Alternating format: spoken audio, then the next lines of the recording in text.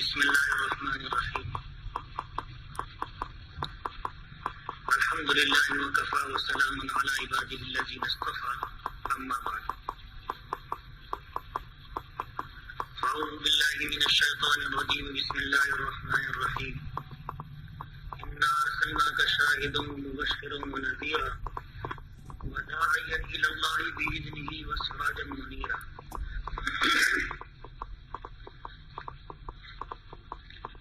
وقال النبي صلى الله عليه وسلم بعثت لأتمم مكارم الأخلاق صدق الله العظيم وصدق رسوله النبي الكريم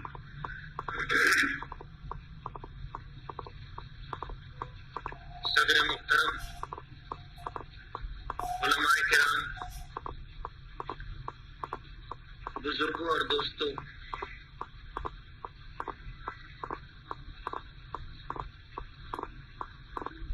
اللہ کا بہت بڑا کرم، اس کا فضل، اس کا احسان ہے کہ اللہ نے ہمیں ایمان والا بنایا اور پھر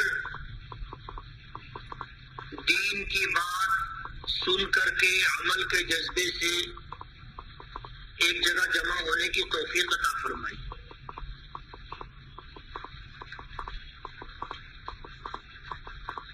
اللہ کی ہم لوگوں پر بے شمار نعمتیں۔ اللہ پاک فرماتے ہیں وَإِن تَعُدُّوا نِعْمَتَ اللَّهِ لَا تُحْصُوهَا، اگر تم اللہ کی نعمتوں کو شمار کرنا چاہو تو شمار نہیں کر سکتے، گننا چاہو تو گن نہیں سکتے۔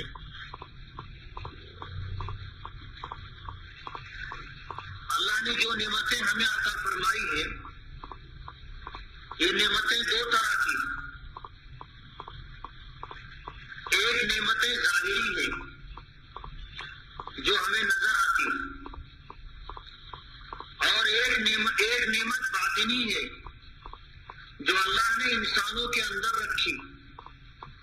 علماء کرام نے یہ بات لکھی ہے کہ ظاہری نعمتوں سے آدمی اسی وقت فائدہ اٹھا سکتا ہے جبکہ اس کی باطنی نعمتیں ٹھیک ہو۔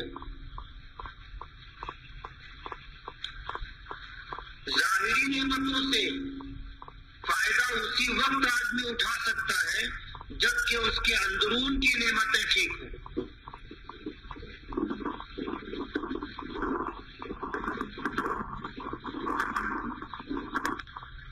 اور بات بھی ایسی ہے کہ دیکھنے والوں کو اگر بولنے والا نظر نہ آئے تو ان کو سننے میں مزہ بھی نہیں آتا۔ تو بیچ میں یہ مائک ہائل رہے تو مجھ کو بھی اچھا نہیں لگ رہا تھا اور آپ لوگوں کو بھی اچھا نہیں لگ رہا تھا، اس لیے چاہت یہ تھی کہ یہ ایک سائڈ سے ہو جائے تاکہ پھر بات ہو تو آمنے سامنے والی۔ میں یہ کہہ رہا تھا کہ اللہ نے دو نعمتیں انسان کو دی ہے، ایک نعمت تو ظاہری ہے جو ساری کائنات میں پھیلی ہوئی ہے، اور ایک نعمت اس کے جسم کے اندر ہے جو انسان کو سمجھ میں آتی۔ ظاہری نعمتوں سے آدمی اسی وقت فائدہ اٹھا سکتا ہے جب اندر کی نعمتیں ٹھیک ہوں، ورنہ ظاہر کی نعمت باہر کی نعمتوں سے آدمی فائدہ نہیں اٹھا پاتا۔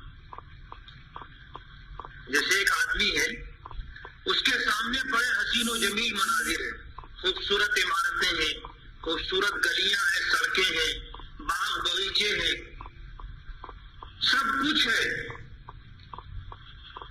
لیکن اس کے اندر کی نعمت جسے قوت بینائی کہتے ہیں، دیکھنے کی طاقت، اگر نہ ہو تو یہ ساری ظاہری نعمتیں جن کو دیکھ کر کے آدمی لطف اندوز ہوتا ہے، اگر اندر کی نعمت سے آدمی خالی ہو، بینائی سے محروم ہو، تو یہ سارے مناظر اس کے لیے بیکار ہیں۔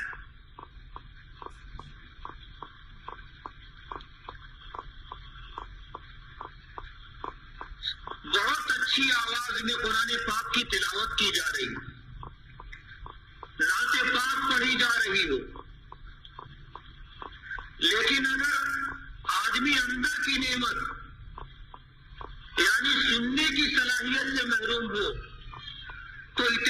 اچھی آواز میں قرآن پاک کی تلاوت اور نعت پاک سے وہ کوئی لطف نہیں اٹھا سکتا، اس لیے کہ اندر کی نعمت سے محروم ہے۔ اسی طرح خوشبو ہو، اگر ناک کا کیڑا مر گیا ہو، ہمارے یہاں کہتے ہیں کسی کو اگر خوشبو اور بدبو محسوس نہ ہو تو ہمارے یہاں کہتے ہیں کہ اس کی ناک کا کیڑا مر گیا، یعنی سونگنے کی صلاحیت ختم ہو چکی ہو تو پھر ایسے آدمی کے لیے عطر کا بہترین سے بہترین عطر ہو اور اچھی سے اچھی خوشبو ہو، اس کے لیے بیکار ہے، وہ اس سے کوئی فائدہ نہیں اٹھا سکتا۔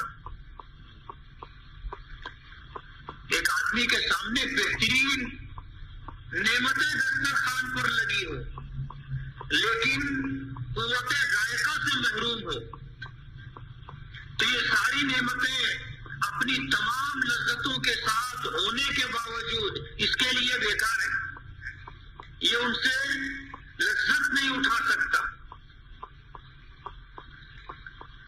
اسی لیے آدمی جب بیمار ہوتا ہے، خاص طور پر جب اسے بخار ہو،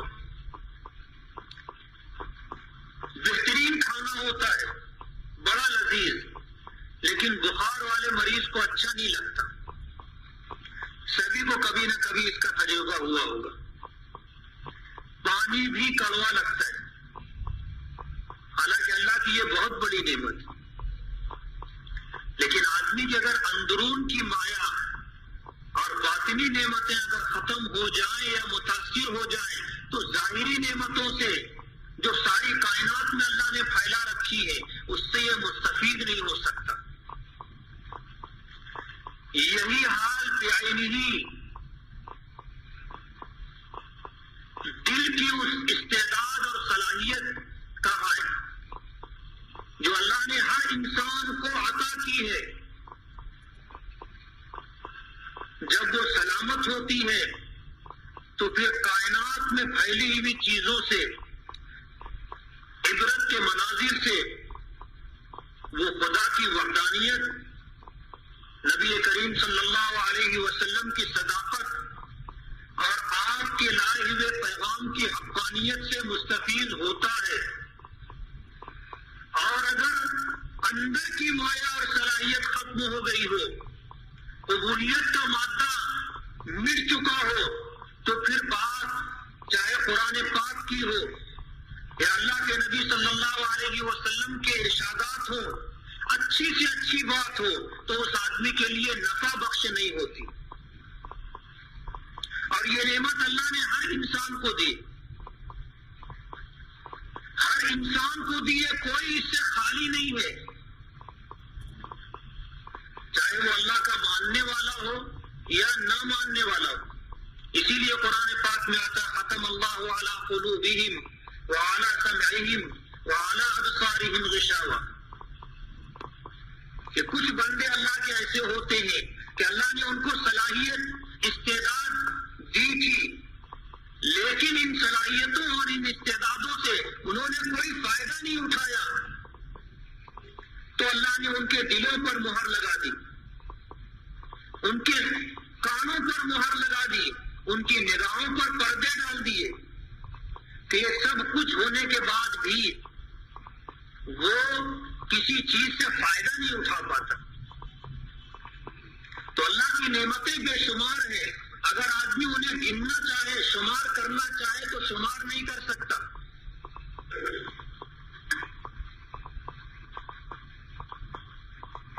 اللہ نے اس کائنات کے اندر دو بنیادی اور اساسی نعمتیں اتاری ہیں۔ ان ساری نعمتوں میں دو بنیادی اور اساسی نعمتیں اللہ نے انسان کو عطا فرمائی، اور ہر زمانے کے اندر اللہ نے اسی طرح کیا۔ نبی کریم صلی اللہ علیہ وسلم کا دور آیا، ایک سب سے بڑی نعمت اللہ نے آسمان سے علم اتارا، جسے ہم قرآن پاک کہتے ہیں، اور دوسری سب سے بڑی نعمت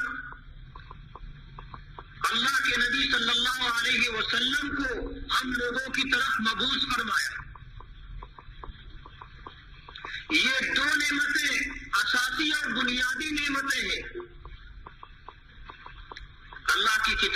قرآن پاک اور نبی کریم صلی اللہ علیہ وسلم کی ذات گرامی،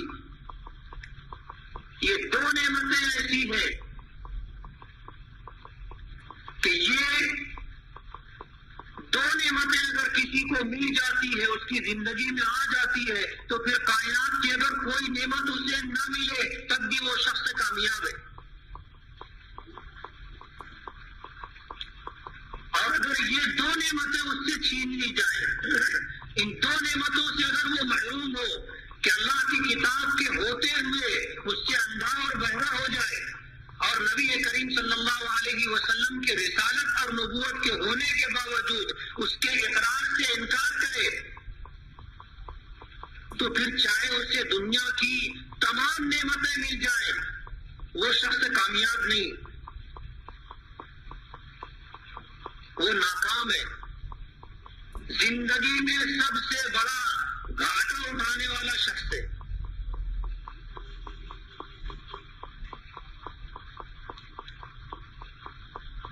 اور یہ دو نعمتیں لازم و ملزوم ہیں، ایک کو دوسرے سے جدا نہیں کیا جا سکتا۔ اگر قرآن پاک علم ہے تو نبی کریم صلی اللہ علیہ وسلم کی ذات گرامی عمل ہے، یا یوں کہو کہ جو کچھ قرآن پاک میں ہے وہ ساری تعلیمات نبی کریم صلی اللہ علیہ وسلم کی زندگی میں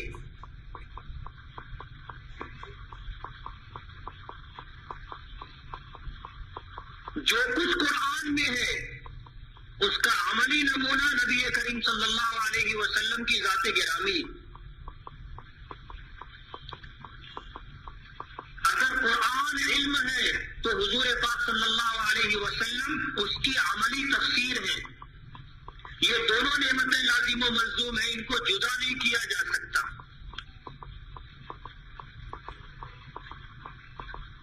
اصلاح معاشرہ کا یہ جلسہ، اس کو نسبت ہے نبی کریم صلی اللہ علیہ وسلم سے،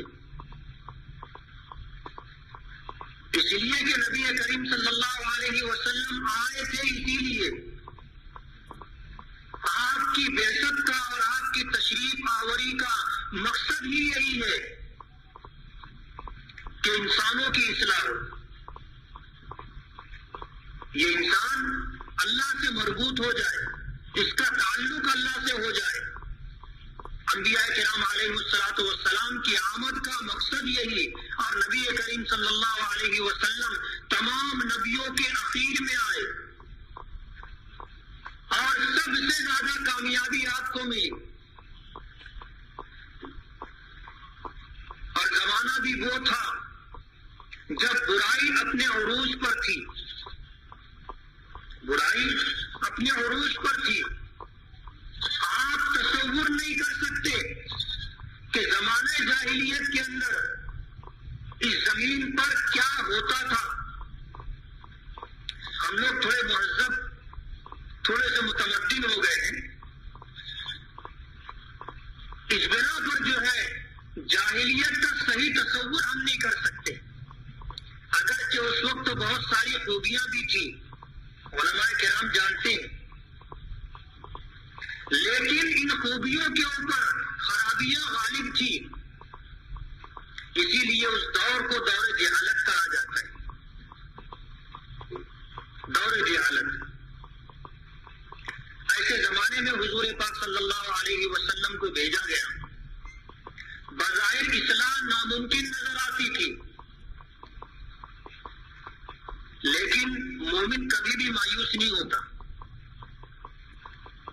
زمانہ جتنا بگڑا ہوا تھا حضور پاک صلی اللہ علیہ وسلم کی بعثت سے پہلے، اتنی خرابی ابھی نہیں ہے، ابھی بھی غنیمت ہے، لیکن جیسے جیسے یہ دور آگے بڑھتا جائے گا، قیامت قریب آتی جائے گی، خرابیاں بھی بڑھتی جائیں گی۔ اسی لیے یہ بات کہی جاتی ہے کہ ہر آنے والا زمانہ پچھلے زمانے سے برا ہوتا ہے،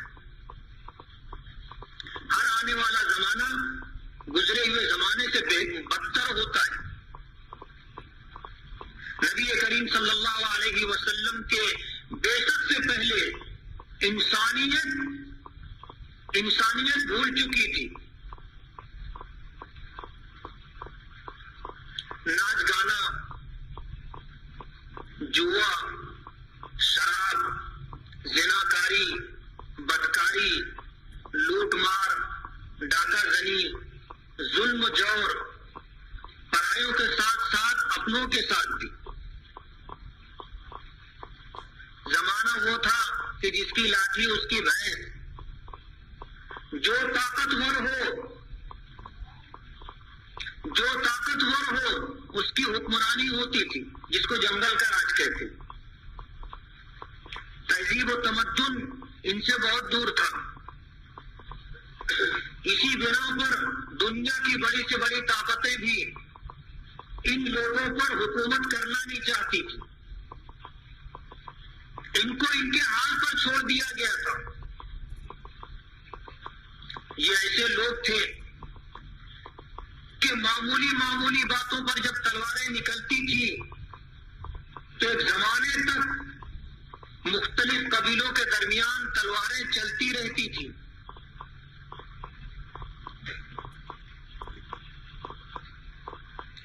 لڑکیوں کو زندہ درگور کر دینا،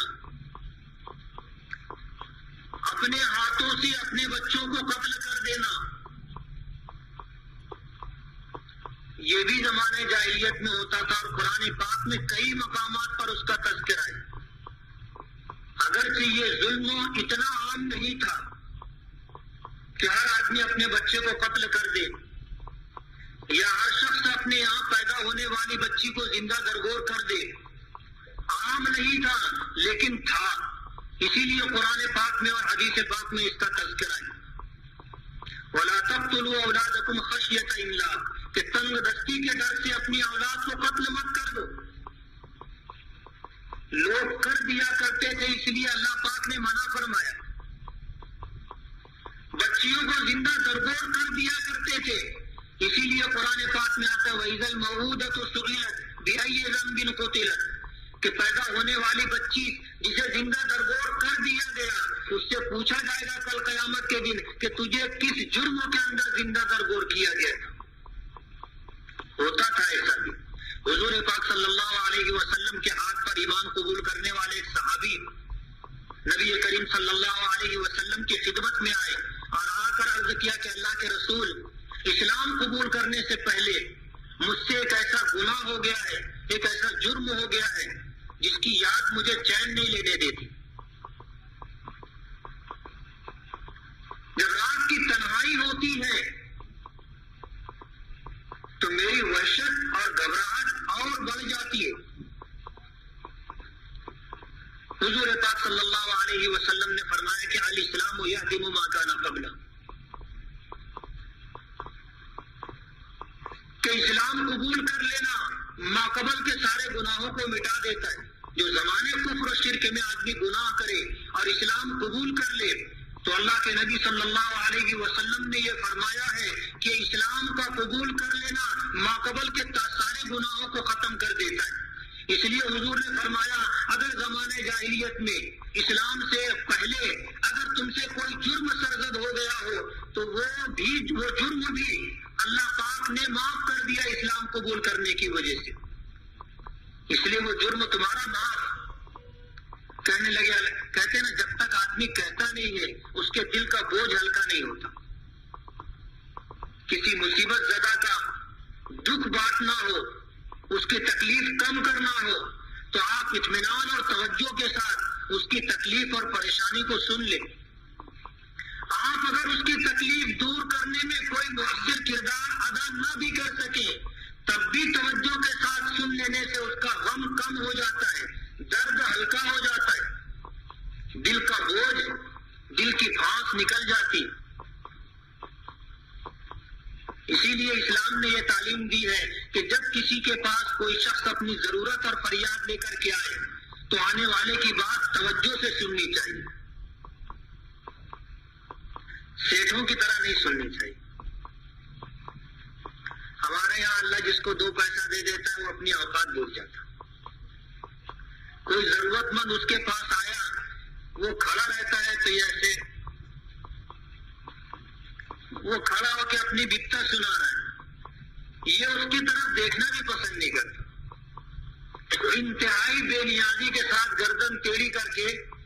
بہت دور دیکھتا رہتا ہے. یہ اسلامی تعلیمات کے خلاف ہے. آپ اگر اس کا کوئی تعاون نہیں کر سکتے، مدد نہیں کر سکتے، کم سے کم اس کا دکھ درد سن لو. تمہارا دکھ درد سن لینا ہی اس کے دکھ کو کم کر دے گا. غم بانٹنا اسی کو کہتے، غم بانٹنا. حضور پاک صلی اللہ علیہ وسلم نے فرمایا اسلام قبول کر لینے سے تمہارا سارا گناہ معاف ہو گیا، لیکن ان کے دل پہ ایک بوجھ تھا.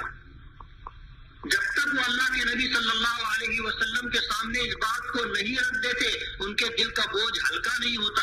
کہنے لگے اللہ کے رسول مجھے اس جرم کی یاد چین نہیں لینے دیتی. حضور نے متوجہ ہو کر ان کی بات سنی. کہنے لگے جب میں نے اسلام قبول نہیں کیا تھا، ایک مرتبہ میں سفر میں جا رہا تھا، سفر لمبا تھا، نہ جانے کب واپسی ہوتی. گھر میں امید تھی اور میرے آنے سے پہلے بچہ تولد ہو جاتا تو میں نے جاتے ہوئے یہ وصیت کی تھی کہ میں تو جا رہا ہوں، لیکن اگر بچی پیدا ہو تو اس کو زندہ درگور کر دینا. زندہ درگور کر دینا. میں چلا گیا. ایک زمانے کے بعد کافی روز ہو گئے میں واپس آیا تو آنے کے بعد میں نے تنہائی ہونے پر بیوی سے سب سے پہلے یہی بات پوچھی کیا ہوا تھا. بیوی نے کہا کہ بچی پیدا ہوئی تھی. کہا کہ آپ کے وصیت کے مطابق، حکموں کے مطابق اسے دفن کر دیا گیا. بات آئی گئی ہو گئی. ہمارے پڑوس میں کچھ لوگ رہا کرتے تھے، ان کے یہاں ایک بچی تھی، وہ ہمارے گھر آیا جایا کرتی تھی. کہتے ہیں نا کہ بچوں کے بغیر گھر اچھا نہیں. اگر بچے گھر میں نہ ہو، سب بڑے ہی لوگ ہوں تو آپ دیکھو سب فلسفی بن جاتے ہیں. گھر کے جتنے بڑے رہتے ہیں سب فلسفی ہو جاتے ہیں. ایک کونے میں بیٹھا رہتا ہے، دوسرا دوسرے کونے میں بیٹھا رہتا ہے، تیسرا تیسرے کونے میں بیٹھا رہتا ہے. ہر آدمی اپنے اپنے میں رہتا ہے. بڑا آدمی آپس میں زیادہ بات نہیں کرتا، ضرورت کی بات کرتا ہے. گھر میں بچے نہ ہو تو گھر اچھا نہیں لگتا. پڑوس کی بچی گھر میں آیا کرتی تھی، میرے شوہر اس سے بات کیا کرتے تھے اور وہ بھی بڑی محبت اور پیار سے بات کیا کرتے. بچی بھی بڑی انسیت سے بات کرتی تھی. کچھ دن تک یہ سلسلہ رہا. صبح ہو بچی ہمارے گھر آ جاتی تھی اور پھر شام کو ہمارے گھر سے جاتی تھی. ہم دونوں کو اس بچی سے بہت لگاؤ ہو گیا. تو صحابی کہتے ہیں کہ ایک دن میں نے اپنی بیوی سے کہا کہ ہماری بھی ایک بچی تھی، اگر وہ ہوتی تو وہ آج اس جیسی ہوتی. کاش کہ ہم اس کو نہ دفن کیے ہوتے، ہمارا گھر اچھا رہتا. یہ بچی چلی جاتی، ہمارا گھر ویران ہو جاتا. میں نے کئی موقع پر مختلف انداز میں یہ بات اپنی بیوی سے کہی. بیوی نے یہ سمجھا کہ پتھر میں جھونک لگ گئی. شوہر کا دل پسیج گیا ہے اور اس بچی کی محبت دل میں ہے. بیوی کہتی میں نے ہمت کر کے یہ کہہ دیا کہ یہ جو بچی ہمارے گھر آتی ہے یہ اپنی بچی ہے. آپ نے کہا تھا زندہ درگور کر دینا، دفن کر دینا. تو بچی پیدا ہوئی تو میں نے دفن نہیں کیا، پڑوس والوں کو دے دیا کہ آپ اس کی پرورش کر دو. پڑوس کے لوگوں نے اسے لے لیا، اس کی پرورش کی. تو یہ جو بچی آتی ہے یہ ان کی نہیں، اپنی بچی. وہ صحابی کہنے لگے اللہ کے رسول جب یہ حقیقت میرے سامنے آئی تو وہی جاہلیت والی عصبیت بیدار ہو گئی کہ یہ بچی میری ہے، بڑی ہوگی، کل مجھے اس کا نکاح کرنا پڑے گا اور کوئی شخص میرا داماد بنے گا. زمانے جاہلیت میں یہ بات بہت مایوب سمجھی جاتی تھی. کچھ ایسے لوگ بھی تھے سخت دل کہ جو اس بات کو غیرت کے خلاف سمجھتے تھے کہ ہمارا کوئی داماد ہو. میں نے اسی وقت طے کر لیا کہ اس لڑکی کو دفن کر دوں گا, زندہ دفن کر دوں گا. اس کا انتظام میں نے کیا اور انتظام کرنے کے بعد اس بچی کو اپنے ساتھ لے کر کے میں جنگل گیا. جنگل جانے کے بعد میں گڑھا کھود رہا تھا, پسینہ پسینہ ہو جاتا تھا. تو وہ لڑکی اپنے پلوں سے میرا پسینہ پوچھتی تھی اور کہتی تھی کہ چچا یہ گڑھا تم کیوں کھود رہے؟ میں کوئی جواب نہیں دیتا تھا. گڑھا کھودتا تھا, وہ اپنے ہاتھوں سے میرا پسینہ پوچھتی تھی. جب گڑھا اتنا گہرا ہو گیا کہ وہ بچی اس میں دفن ہو سکے, اس وقت جب اس نے پوچھا کہ چچا کیوں گڑھا کھود رہے ہو, تو میں نے کہا کہ یہ گڑھا میں نے تیرے لیے کھودا ہے. لڑکی ایک قدم پیچھے ہو گئی, کہنے لگی چچا میں نے کیا کیا؟ کہا اس کی کوئی بات میں نے سنی نہیں. اس کو کھینچا, گڑھے میں ڈالا, دبایا, اوپر سے مٹی میں نے ڈالنا شروع کر دی. وہ لڑکی چیخ رہی تھی اور یہ کہہ رہی تھی کہ چچا تم یہ کیا کر رہے ہو؟ میں نے کیا جرم کیا جو تم مجھے اس طرح دفن کر رہے ہو؟ میں نے کوئی جواب نہیں دیا اور اس کو زندہ دفن کر دیا اور گھر چلا آیا. کہا وہ دن ہے اور آج کا دن ہے.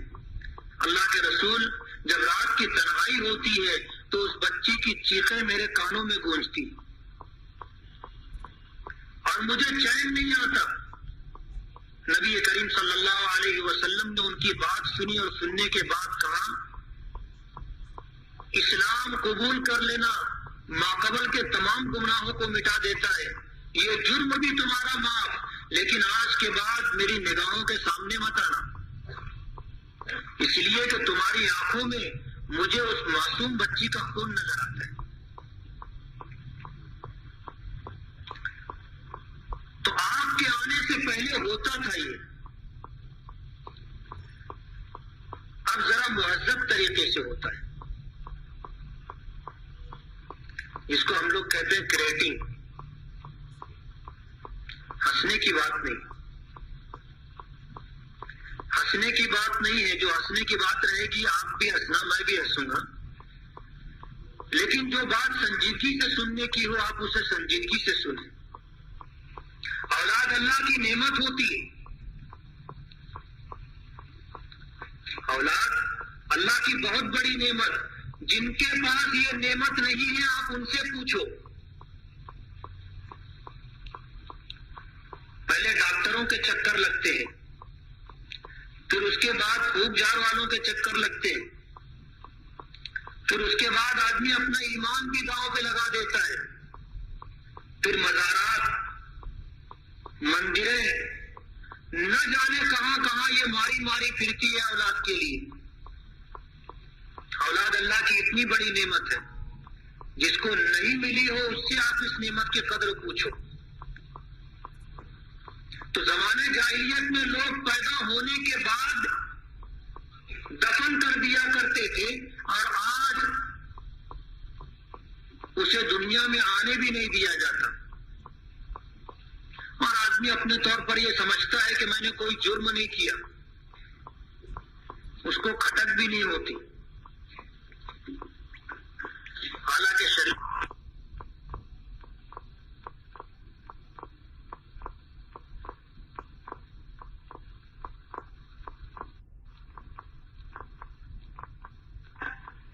اللہ کی طرف سے فیصلہ ہو گیا اولاد کا,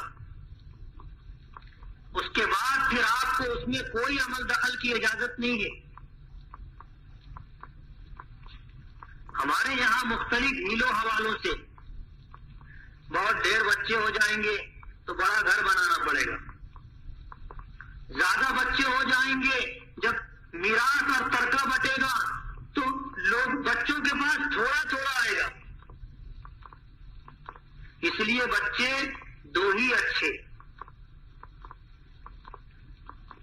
جب نسبندی کا سلسلہ چلا تھا تو سب سے اچھا جملہ جس پر حکومت نے انعام رکھا تھا وہ ہمارے مالیگاؤں والے کو ملا تھا.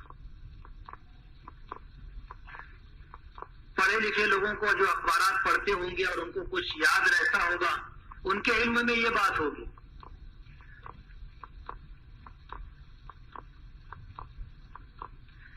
دو بچوں میں ہے خوشحالی، روز مناؤ عید دیوالی.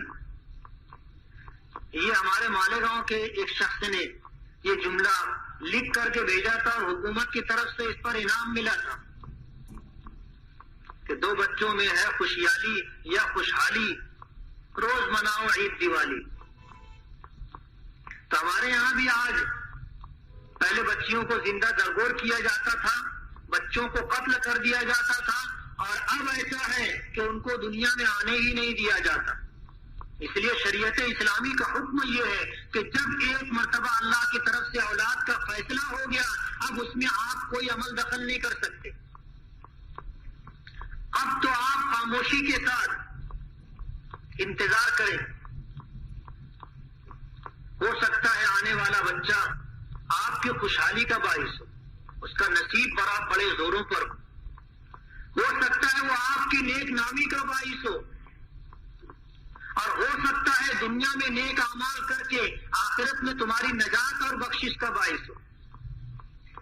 ایک مرتبہ اللہ کا فیصلہ ہو گیا، اب خاموشی کے ساتھ اللہ کے فیصلے کو قبول کر لینا چاہیے.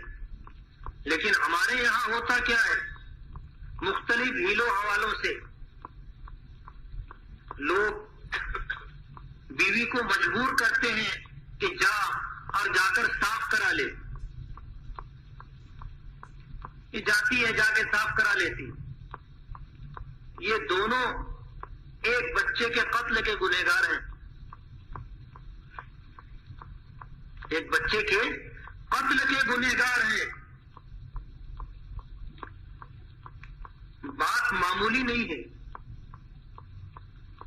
کسی مومن کا قتل، حضور پاک صلی اللہ علیہ وسلم نے فرمایا کہ یہ کفر کے برابر ہے. اور بچہ دین فطرت پر پیدا ہوتا ہے چاہے وہ کسی کے یہاں پیدا ہو. ہمارے یہاں یہ جرم ہوتا ہے اور خاندان کے سرپرست لوگ بھی اس کو برائی نہیں سمجھتے. کوئی بات نہیں، علم میں آ جانے کے بعد بھی خاموش رہتے ہیں. اور اکثر تو ایسا ہوتا ہے کہ خاندان کے سرپرستوں کو پتہ بھی نہیں ہوتا، میاں بیوی مشورہ کر کے خاموشی سے ہی اس کو نمٹا دیتے. ایک زمانہ وہ تھا جسے زمانہ جاہلیت کہتے تھے، جب آدمی اپنے نرینہ بچوں کو قتل کر دیتا تھا محتاجگی کے خوف سے، اور لڑکیوں کو زندہ درگور کر دیتا تھا غیرت کی وجہ سے. اور آج بھی یہ ہوتا ہے، انداز بدل گیا بس.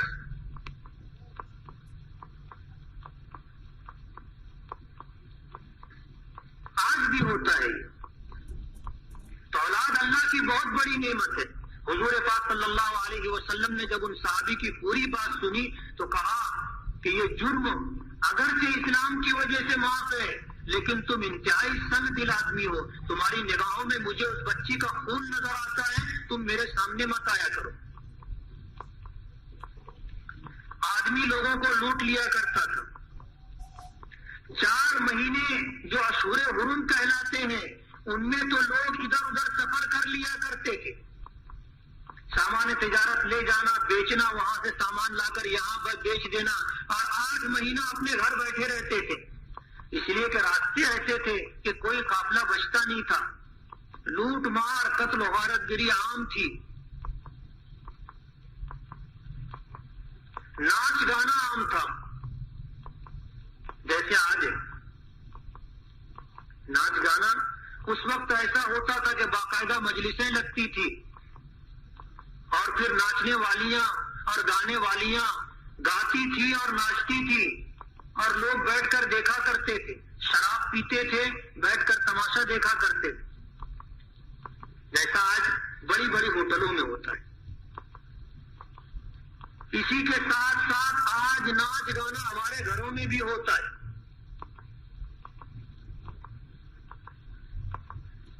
ہر گھر کے اندر اب ٹی وی آ گیا اور اس پہ بیشتر پروگرام ایسے ہی ہوتے کہ انتہائی بے غیرتی کے ساتھ وہ پروگرام پیش کیے جاتے ہیں اور انتہائی بے غیرتی کے ساتھ گھر کے چھوٹے بڑے بیٹھ کر دیکھتے رہتے.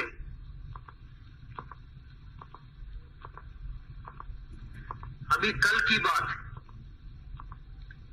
ایک استفتاء میرے پاس آیا تھا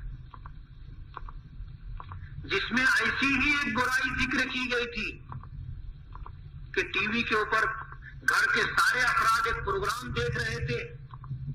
اس پروگرام میں جو کچھ دکھایا گیا، جو فلم دکھلائی گئی، اس کو دیکھا اور دیکھنے کے بعد گھر کی ایک لڑکی اور گھر کے ایک لڑکے کے درمیان جو میاں بیوی نہیں تھے، تعلق قائم ہو گیا اور تعلق قائم ہو جانے کے بعد یہ سلسلہ چلتا رہا. کہتے ہیں کہ برائی پہلی مرتبہ ہو اس کے لیے کچھ وقت لگتا ہے، کچھ تھوڑی سی جھجک ہوتی ہے، اور ایک مرتبہ برائی ہو جائے تو وہ جھجک ختم ہو جاتی ہے، پھر برائی ہونے میں دیر نہیں لگتی. پھر یہ سلسلہ جب موقع ملے ہو جائے. لیکن گناہ ہمیشہ چھپتا نہیں. اللہ تعالیٰ کی ایک صفت ہے ستار، پردہ پوشی کرنے والا.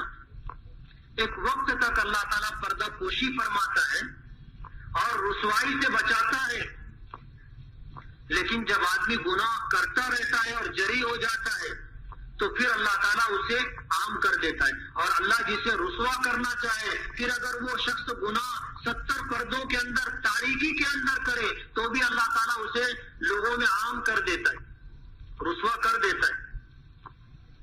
اللہ اگر ستاری فرمائے تو کوئی ذلیل نہیں کر سکتا، اور اللہ اگر ستاری سے محروم کر دے تو پھر آدمی کتنا ہی چھپ کر کے گناہ کرے وہ لوگوں کے علم میں آ جاتا ہے. جب تک یہ سلسلہ چلتا رہا لیکن بکرے کی ماں کب تک خیر مناتی؟ ایک وقت آیا کہ گھر والوں کے سامنے یہ بات آ گئی، پھر وہ مسئلہ اپنے پاس آیا کہ ایسا ہے گھر میں، اب کیا ہوگا؟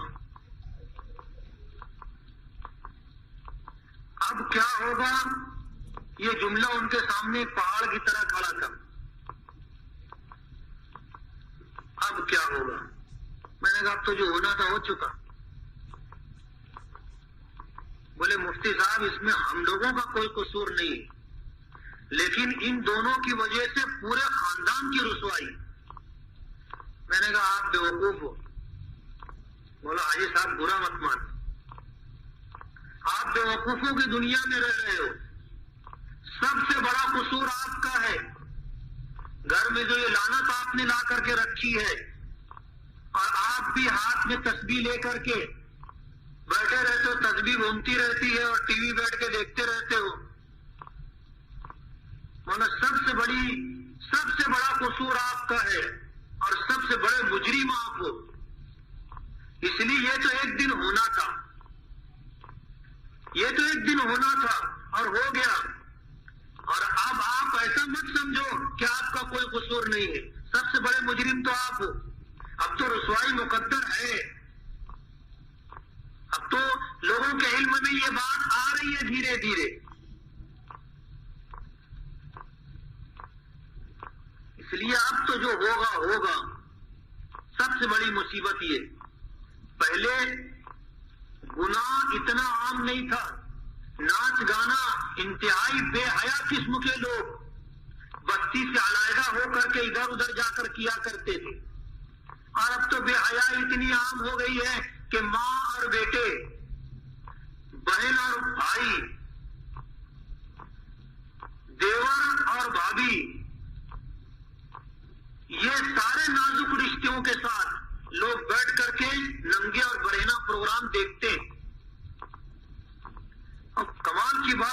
کسی کو غیرت بھی نہیں آتی، کسی کو غیرت نہیں آتی، سب بہت انہماک کے ساتھ پروگرام دیکھتے رہتے ہیں۔ اور آپ یقین مانیے ایسے گھرانے برائی سے خالی نہیں رہتے، ایسے گھرانے برائی سے خالی نہیں رہتے، اس لیے کہ اس پر پروگرام ایسا آتا ہے جو انتہائی مہیج ہوتا ہے، شہوت کو ابھارنے والا۔ اور جب ایک مرد اور ایک عورت بیٹھ کر اس قسم کا پروگرام دیکھے تو پھر برائی تو ہوگی۔ اس لیے جن گھروں میں یہ لعنت ٹی وی کی ہے وہ گھرانے عموماً برائی سے خالی نہیں ہوتے۔ ہوتا ہے وہاں یہ سب کچھ، چاہے ہمیں معلوم نہ ہو، وہاں یہ سلسلہ چلتا ہے۔ سوتیلی ماں بیٹے کے ساتھ لگ جاتی، آپ ہی کے پڑوس کے محلے میں ہوا تھا ایسا۔ ایک شخص کی پہلی بیوی کا انتقال ہو گیا، اس سے جو بچے تھے وہ تھے، اس نے دوسرا نکاح کیا اور گھر میں یہ مصیبت تھی۔ اب یہ رشتہ ماں بیٹے کا رشتہ ہے، لیکن ہوتے ہوتے پھر یہ رشتہ نہیں رہا، ایک ناجائز تعلق ہو گیا۔ ایسی برائیاں ہوتی ہیں ہمارے معاشرے میں۔ تو پہلے زمانے جاہلیت میں ناچ ہوتا تھا، کچھ لوگ بیٹھ کر کے شراب پی کر کے ناچ گانا سنتے تھے، ناچ دیکھتے تھے۔ آج تو گھر گھر میں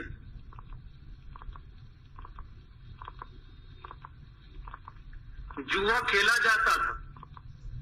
عبداللہ ابن عباس فرماتے ہیں کہ لوگ اپنی بیویوں کو، اپنے بچوں کو جوئے میں ہار جاتے تھے۔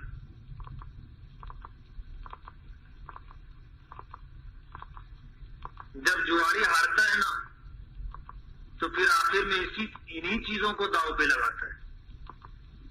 ابھی 1 مہینہ پہلے ہمارے شہر میں ایک جواری 40 لوم کا کارخانہ ہارا۔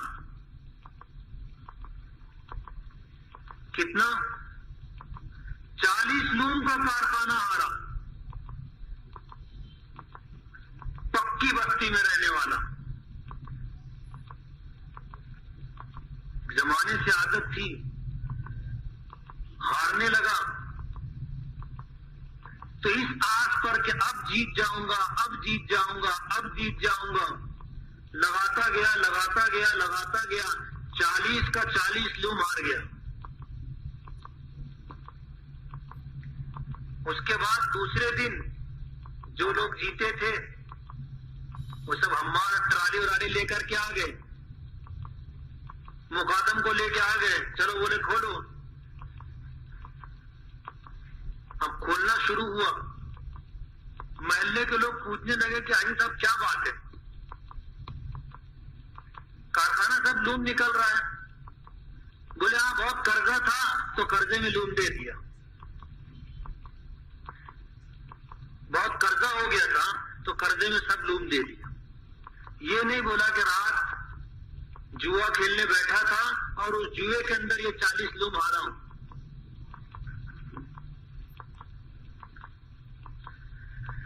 جوا کھیلنے والا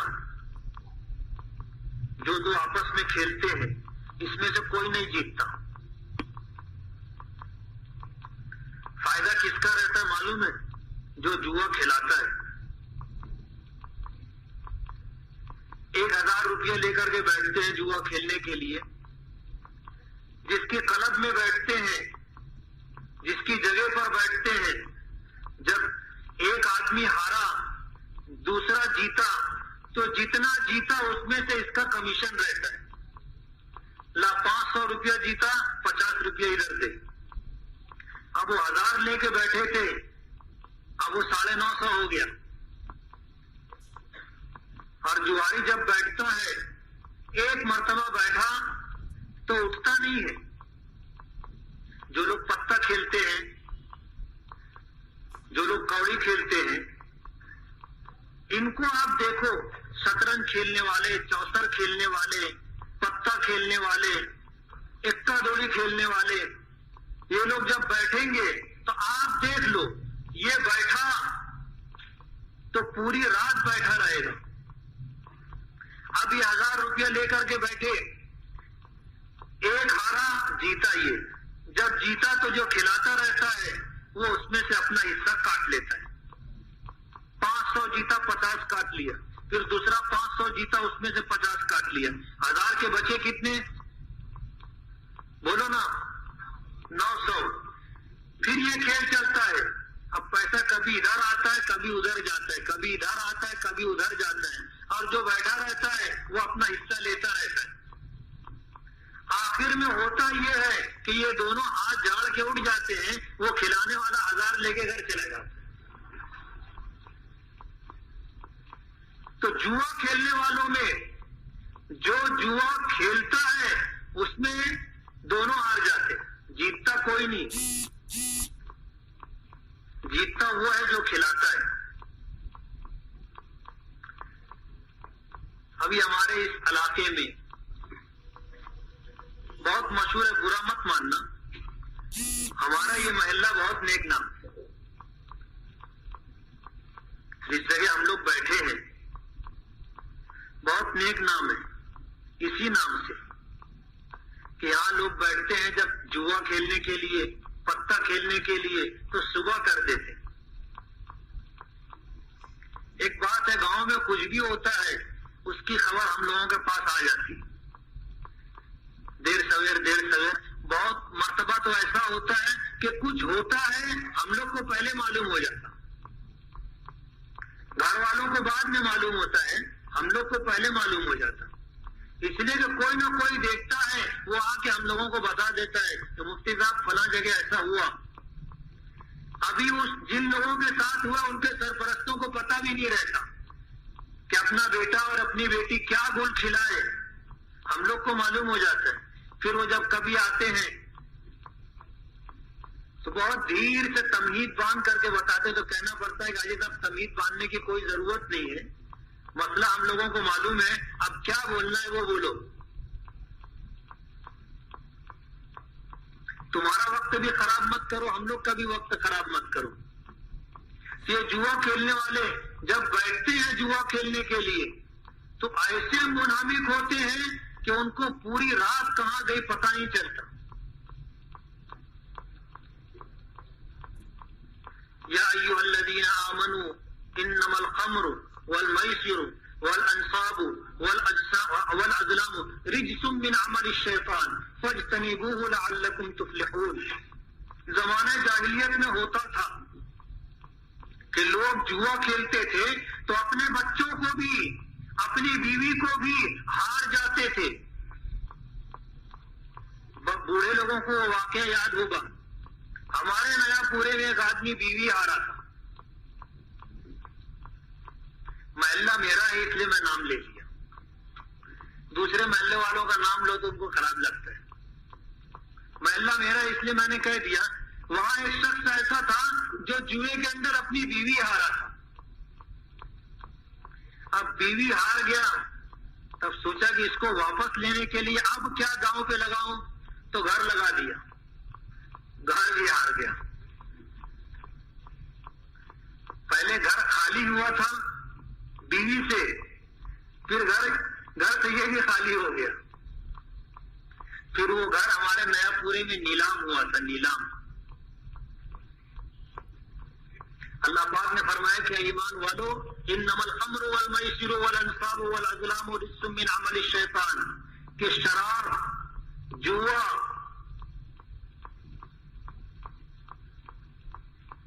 वल अंसाब, बुत, वल अज़लाम और फांसे के तीर, ये इंतहाई गंदा अमल है। रिज्सुम मिन अमलिश शैतान, ये शैतानी अमाल में इंतहाई गंदा अमल है।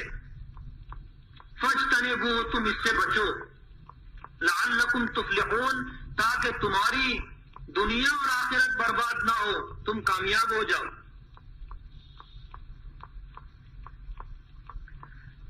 इसलिए जो लोग لوگ جوا کھیلتے ہیں، جو لوگ شراب پیتے ہیں، علماء نے ایک بڑی عجیب بات لکھی ہے. اس آیت میں 4 چیزیں ذکر کی ہیں. انما الخمر شراب، والمیسر جوا. انصاب کہتے ہیں بتوں کو. ازلام یہ بھی ایک قسم کا جوا ہے. اس کی مختلف شکلیں ہوتی ہیں، جوئے کی مختلف شکلیں ہوتی ہیں. علماء نے لکھا ہے، علماء اور مفسرین نے، کہ ازلام یہ ہوتا تھا کہ زمانہ جاہلیت کے اندر لوگ جانور اونٹ ذبح کرتے تھے. اونٹ ذبح کرنے پیسہ ملا کر کے ایک اونٹ خریدتے تھے، پھر اونٹ کو ذبح کرتے تھے، اور ذبح کرنے کے بعد 10 آدمی ہوتے تھے، پیسہ ملا کر خریدتے تھے. اس گوشت کو ٹکڑا کرنے کے بعد 10 جگہ باٹا لگا دیتے تھے. 10. اس کے بعد پانسے کے تیر ہوتے تھے. کسی تیر پر ہوتا تھا 1 حصہ، کسی پر لکھا ہوتا تھا 2 حصہ، کسی پہ لکھا ہوتا تھا 3 حصہ، کسی پہ لکھا ہوتا تھا 4 حصہ. ایسے 4 تیروں پر حصے لکھے ہوتے تھے اور باقی تیر خالی ہوتے تھے. پھر اس کے بعد وہ سارے تیروں کو ملا کر کے 10 تیر ہوتے تھے، ان کو ملا کر کے ترکش میں ڈال کر اس کو ہلاتے تھے. پھر ایک ایک آدمی ایک ایک تیر نکالتا تھا. ایک آدمی تیر نکالا تو وہ خالی، تو وہ پیسہ تو ملایا، اس کو ملے گا کچھ نہیں. ایک آدمی تیر نکالا، اس پہ لکھا ہے 4 حصے، تو اس کو 4 باٹا مل جاتا تھا. تو 6 آدمی محروم ہوتے تھے اور 4 آدمی پاتے تھے. تو یہ اصل میں یہ بھی جوا ہے. اس لیے اس آیت کے اندر 2 چیزوں کو ذکر کرنا ہے، شراب اور جوئے کی حرمت کو، لیکن ساتھ میں بتوں کو بھی ذکر کیا. مفسرین لکھتے ہیں کہ اللہ پاک کو بتلانا یہ ہے کہ یہ شراب اور جوا ایسا ہے جیسے بت پرستی. اسی لیے ابن ماجہ کی ایک روایت ہے، نبی کریم صلی اللہ علیہ وسلم فرماتے ہیں کہ شراب کا پینے والا شارب الخمر کا عابد الوطن، کہ شراب پینے والا بت پرست کی طرح. یہی حال جوئے کا ہے کہ جوا کھیلنا ایسا ہے جیسے بت پرستی. اس کی شناخت اور برائی کو بتانا ہے کہ شراب پینا اور جوا کھیلنا ایسا ہے. اب ہمارے یہاں تو بہت مہذب طریقے سے جوا ہوتا ہے. عید آئے تو دیکھو جوئے کی کتنی شکلیں نکلتی. مختلف ادارے اور کلبوں والے، جیسے لاٹری کا ٹکٹ ہوتا ہے ایسے ٹکٹ چھاپ لیتے ہیں، اور اس کو پھر ہمارے قدوائی روڈ کے اوپر ایک ٹھیل گاڑی کے اوپر ایک ہیرو ہونڈا، ایک مشین، ایک فلاں سامان، ایک فلاں سامان، ایسے ڈھیر لگا کے لاگے کھڑا کر دیتے ہیں اور ٹکٹ بیچتے رہتے ہیں اور لوگ خریدتے ہیں. اور اس کے بعد پھر یہ ہوتا ہے کہ 15 دن کے بعد، یہ 1 مہینے کے بعد اس کی قرعہ اندازی ہوگی، اور جس کا نمبر نکلے گا پہلے نمبر والے کو ہیرو ہونڈا. اب آدمی سوچتا ہے کہ 10 روپے کا تو ٹکٹ لینا ہے، اگر اپنا نصیب جاگا تو ہیرو ہونڈا اپنے کو مل جائے گی 40,000 والی. اور جوا وہی کھیلتا ہے جو لالچی ہو. جوے کے اندر بنیادی چیز لالچ ہے. جو لالچی ہوتا ہے وہی جوا کھیلتا ہے. جو لالچی نہیں ہوتا، حریص نہیں ہوتا، وہ کبھی جوا نہیں کھیلتا. تو ایک آدمی سوچتا ہے کہ اگر جائے گا تو 10 روپیہ جائے گا، لیکن اگر اپنا نصیب زوروں پر ہوگا اپنے وارے نیارے ہو جائیں گے. اپنے دوارے پہ ہیرو ہونڈا کھڑی رہے گی. گیا تو 10 جائے گا، آئے گا تو اتنا آئے گا. اس لالچ کے اندر 10 آدمی کو انعام ملتا ہے اور 1 لاکھ آدمی 10-10 روپیہ ہار جاتے. اس لیے جوا کھلانے والا کبھی نقصان میں نہیں رہتا. نقصان میں کون رہتا ہے؟ کھیلنے والا. اور ہمارے یہاں ایسے تہواروں پر تو کھلا لیتے ہیں، لیکن ایسے عام طور پر بیٹھ کے کھیلتے رہتے ہیں۔ مسلم محلوں کے اندر نوجوانوں کی ایک عادت ہو گئی، آپ کے یہاں بھی، ہم لوگوں کو معلوم اور پتہ ہے، یہاں بھی جو ہے نوجوانوں کی ٹولیاں بیٹھتی، کچھ کلبے ہیں، کچھ ادارے ہیں، کچھ در پردہ چھپ کے کھیلتے ہیں، کچھ علل اعلان کھیلتے ہیں، چھوٹوں اور بڑوں کی کوئی تمیز نہیں۔ گھر کا بچہ کھیل رہا ہے، گھر کے بڑے لوگ جا رہے ہیں آ رہے ہیں، نہ وہ ٹوکتے ہیں، اس کو منع کرتے ہیں، اور نہ وہ باپ دادا کو دیکھ کر اٹھتا ہے۔ اگر ہر آدمی اپنی ذمہ داری پوری کرے کہ اپنے بچوں کو وہاں سے اٹھا کر کے لے آئے اور تاکید کر دے کہ آئندہ وہاں دکھنا نہیں، یہ سلسلہ اپنی اس بستی میں ختم ہو جائے گا۔ لیکن نوجوان کھیلتے رہتے ہیں، ان کے باپ اور دادا کو یہ توفیق نہیں ہوتی کہ اپنے گھر کے بچے کو منع کر دیں، اور یہ برائی عام ہوتی جا رہی ہے۔ آج نوجوان کھیل رہے ہیں، کل بچے بھی کھیلیں گے، اور بہت ممکن ان لوگوں نے شروع بھی کر دیا۔ تو یہ دونوں چیز، شراب پینا اور جوا کھیلنا، ایسا ہے جیسا بت پرستی۔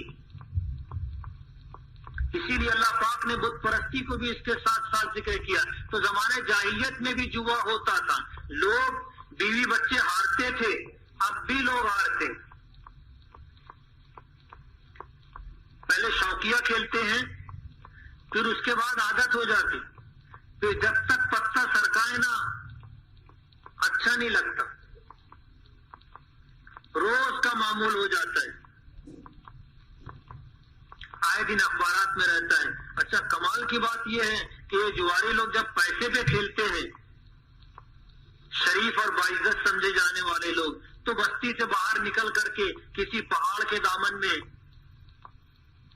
کوئی مکان بن رہا ہو تو اس کے اندر ادھر ادھر جا کر کے چھپ کر کے کھیلتے، اور پولیس چھاپا مارتی ہے اور رنگے ہاتھ وہاں سے اٹھا کے لاتی، سب پیسہ بھی چھین لیتی ہے، اور اس کے بعد ان کے ساتھ جو ذلت اور رسوائی کا معاملہ ہوتا ہے وہ بھی ہوتا ہے، اور اخبارات میں نام بھی چھپتا ہے۔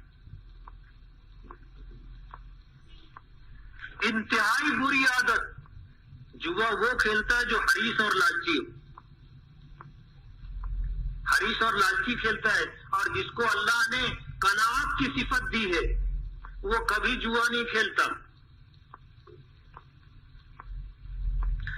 تو زمانہ جاہلیت میں یہ ہوتا تھا۔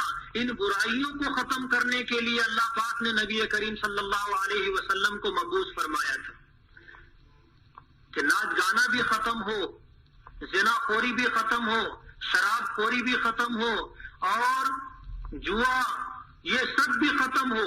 وہ ساری برائیاں جو اس وقت پائی جاتی تھی ان کو ختم کرنے کے لیے نبی کریم صلی اللہ علیہ وسلم تشریف لائے تھے۔ ربیع الاول کا مہینہ آتا ہے تو اس کی آمد بھی ہمیں یہی پیغام دیتی ہے کہ شیطان تو اپنی کوشش کر رہا ہے، برائیاں تو ہوتی رہیں گی۔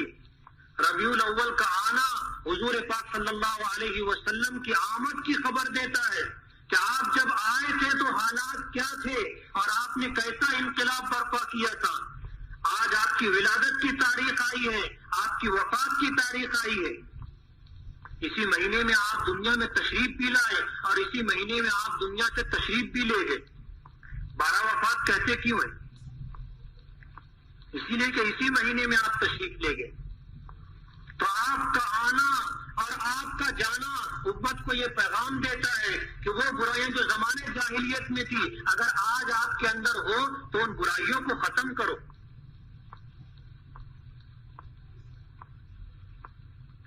اس لیے جوا کھیلنا، شراب پینا بدترین گناہ ہے۔ شرابی کو دیکھ، ہمارے یہاں جو طلاق کی ایک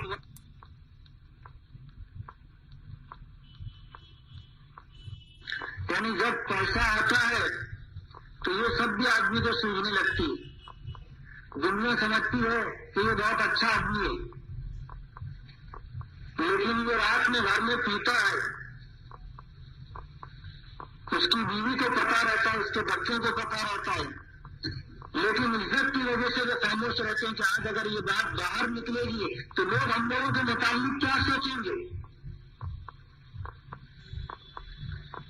بیوی بچوں کے سامنے آدمی شراب پیتا ہے اور سو جاتا ہے، اور اس کے بعد کبھی اگر شراب کا نشہ زوروں پہ رہا تو پھر انتہائی بے حیائی کی حرکتیں کرتا ہے جو شریف آدمی کبھی نہیں کر سکتا، اور پھر معاملہ جا کے آخر میں طلاق پر ٹوٹتا ہے. شراب پی لے گا، جھگڑا ہوگا، بیوی کو 25 طلاق دے گا. کتنی طلاق؟ 25.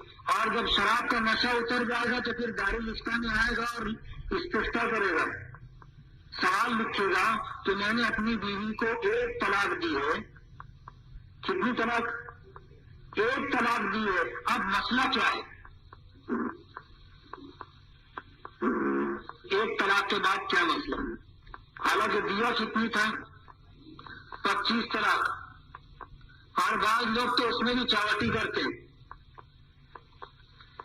بولے جب میں طلاق دیا تھا تو ساتھ میں انشاءاللہ بھی بولا تھا.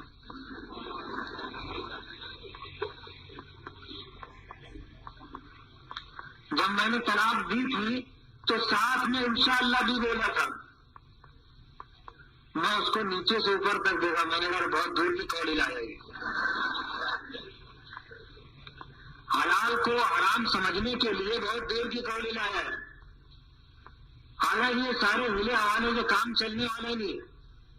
1 مرتبہ طلاق دے دیا، پڑ گئی، بعد میں پھر چاہے تم 1 بولو چاہے انشاءاللہ کے ساتھ بولو، جتنی دیے اتنی تو پڑ گئی. پورا محلہ بولتا ہے کہ 25 مرتبہ طلاق دیا تھا اور انشاءاللہ نہیں بولا تھا، لیکن وہ بولتا ہے کہ میں 1 ہی مرتبہ بولا تھا، وہ بھی انشاءاللہ کے ساتھ بولا تھا. اور پھر لوگ اپنی بہن بیٹی کو بھیج بھی دیتے، بے غیرتی کی حد.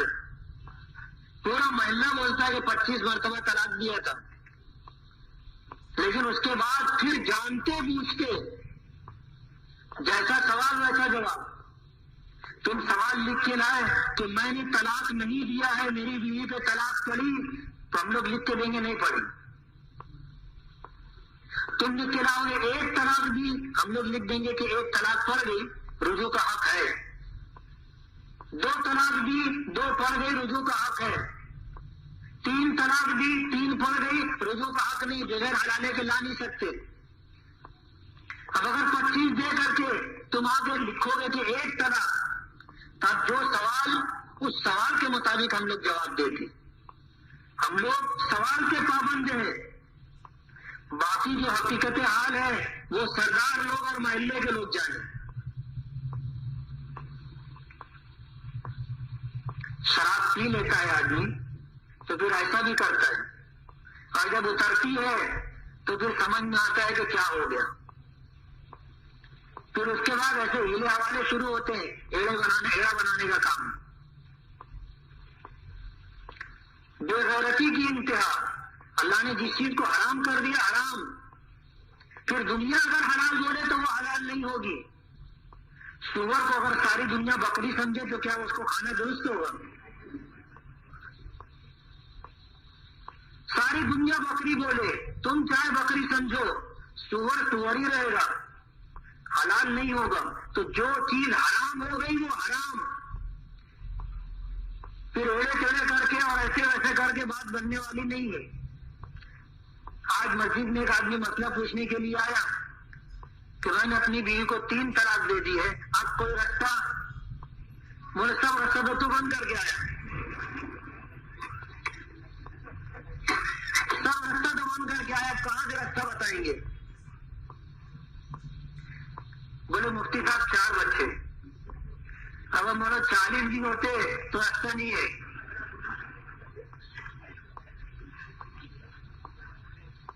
جب اس سے پوچھا کہ تو طلاق دیا کیوں، تو بول ہی نہیں رہا تھا. اس کے ساتھ مجھے تھا، بولے مفتی صاحب یہ پیتا ہے، پی کے آیا تھا، جھگڑا ہوا، طلاق دے دیا. اور اب اتری ہے تو مجھ کو لے کے آئے, بولے چلو مسئلہ پوچھیں گے. شراب, ماں اور بیوی کی تمیز اٹھ جاتی, اس سے بری بات کیا ہوگی؟ آدمی شراب پیتا ہے, ماں اور بیوی کی تمیز اٹھ جاتی ہے, اسی لیے اسے ام الخبائث کہا گیا کہ آدمی جب شراب پی لیتا ہے تو پھر کسی اچھے برے کی تمیز نہیں رہتے, سب ختم ہو جاتی. اور عام طور پر جو جوا کھیلتا ہے وہ شراب بھی پیتا ہے. یہ دونوں چیزیں اکثر ساتھ ساتھ رہتی ہیں, اسی لیے اللہ پاک نے ساتھ ساتھ میں ذکر بھی کیا کہ انما الخمر والمیسر, شراب اور جوا ساتھ ساتھ میں چلتا ہے. اس لیے پہلے پیتے ہیں پھر کھیلتے ہیں. پہلے آدمی شراب پیتا ہے, اس کے بعد جوا کھیلتا ہے. آج اگر جوا کھیل رہا ہے, اس کو نہیں روکا گیا تو کل یہ داروڑیا بھی ہو جائے گا. آپ پھر سنبھال نہیں پاؤ گے. اور جو آدمی اس مصیبت میں پڑ جاتا ہے اس کی زندگی برباد ہو جاتی ہے. جو آدمی شراب پینے لگ جاتا ہے پھر شراب کا چھوڑنا اس کے لیے مسئلہ ہو جاتا ہے. چھوڑ دے تو دواخانے میں اس کو داخل کرنا پڑتا ہے, اس لیے کہ جب وہ چھوڑ دیتا ہے تو اس کے اعصاب اس کا ساتھ چھوڑ دیتے ہیں, پھر اس کے جسم میں کپکپی آ جاتی جیسے راشے کا. تو سب سے بڑی برائی حضور پاک صلی اللہ علیہ وسلم نے اور اللہ کی اس کتاب نے اس چیز کو اتنا برا قرار دیا. رجسن کہتے ہیں گندگی میں سب سے بڑی گندگی, جس سے انسان کی طبیعت گھن کرے, اس کو عربی زبان میں رجس سے کہا جاتا ہے. اور اس کے بعد اللہ پاک نے فرمایا کہ من عمل الشیطان, یہ شیطانی کام ہے. انما يريد الشيطان ان يوقع بينكم العداوة والبغضاء في الخمر والميسر ويصدكم عن ذكر الله وعن الصلاة فهل انتم منتهون. کہ جب آدمی شراب پیتا ہے یا جوا کھیلتا ہے تو شراب پینے سے اور جوا کھیلنے سے شیطان ان کے درمیان عداوت اور بغض ڈال دیتا ہے. جو لوگ شراب پینے کے ساتھی ہوتے ہیں وہ ایک دوسرے کے دشمن بھی ہوتے ہیں. جو لوگ جوا کھیلنے کے ساتھی ہوتے ہیں وہ ایک دوسرے کے دشمن بھی ہوتے ہیں. کھیلنے والے بیٹھے ہوں گے تو ان کو پتا ہوگا. آدمی جوا کھیلتا ہے, ساتھی کے ساتھ کھیلا, ایک ہارے گا ایک جیتے گا, برابر کہ دونوں جیت جائیں گے. جو ہارتا ہے وہ سوچتا ہے کہ اپنا تو گیا, اور جو جیتا ہے اس کی طرف سے ہارنے والے کے دل میں بغض آ جاتا, عداوت کا بیج پڑ جاتا ہے. شرابی جب شراب پیتا ہے تو پہلے جب دونوں بیٹھ کے پیتے ہیں تو وہ دونوں گلاس ایسے ایک دوسرے کے گلاس سے ٹکراتے ہیں, اتنی محبت ہوتی ہے. اور پی لیتے ہیں پھر ایک دوسرے کو ماں بہن کی گالی دینا شروع کر دیتے ہیں. شراب پینے سے شیطان اور جوا کھیلنے سے شیطان لوگوں کے درمیان بغض اور عداوت ڈال دیتا ہے. انما یرید الشیطان ان یوقع بینکم العداوۃ, دشمنی والبغضاء, نفرت ڈال دیتا ہے. ویصدکم عن ذکر اللہ, اور پھر شراب اور جوے کے مرتکبین یہ چیزیں, ان چیزوں کے ارتکاب کی وجہ سے شیطان ان کو اللہ کی یاد سے روک دیتا ہے, اللہ کی یاد سے روک دیتا ہے. وعن الصلاۃ, نماز سے روک دیتا ہے. ایک پنچایت میں جانا ہوا, بہت ساری شکایتوں کے ساتھ ایک شکایت یہ بھی تھی, بولے یہ نمک ترکاری لانے کے لیے گھر سے نکلے تھے عصر کے وقت, تو دوسرے دن 10 بجے طلب میں سے ان کو اٹھا کے لایا گیا. پی لیا تھا, رات بھر جوا کھیلا, پی لیا تھا, پھر طلب کے اندر سوتا پڑا تھا اندھا. گھر سے پیسہ لے کے نکلا ترکاری کے لیے, آیا پی بھی لیا, اور جو کچھ بچا تھا وہ ہار بھی گیا. پھر گھر جانے کا تو منہ نہیں تھا. بیوی اور بچے رات میں کھانے کا انتظار ہی کرتے رہے. تو اکثر جواری ایسے ہی ہوتے ہیں. رات کا موقع پرسکون ہوتا ہے, یہ دو بیٹھتے ہیں تو صبح تک. اکثر ایسا ہوتا ہے جو صبح کی نماز کے لیے جاتے رہو تو کلب میں سے لوگ نکلتے رہتے. مسجد میں جانے کے لیے نہیں، تم لوگ سمجھو کہ مسجد میں جانے کے لیے یہ رات بھر بیٹھ کے جوا کھیلے، شطرنج کھیلے. اب جب دنیا سو کر اٹھتی ہے، اللہ کے گھر کی طرف جاتی ہے، تو یہ کلب میں سے نکلتے ہیں اور گھر جا کر کے سو جاتے ہیں.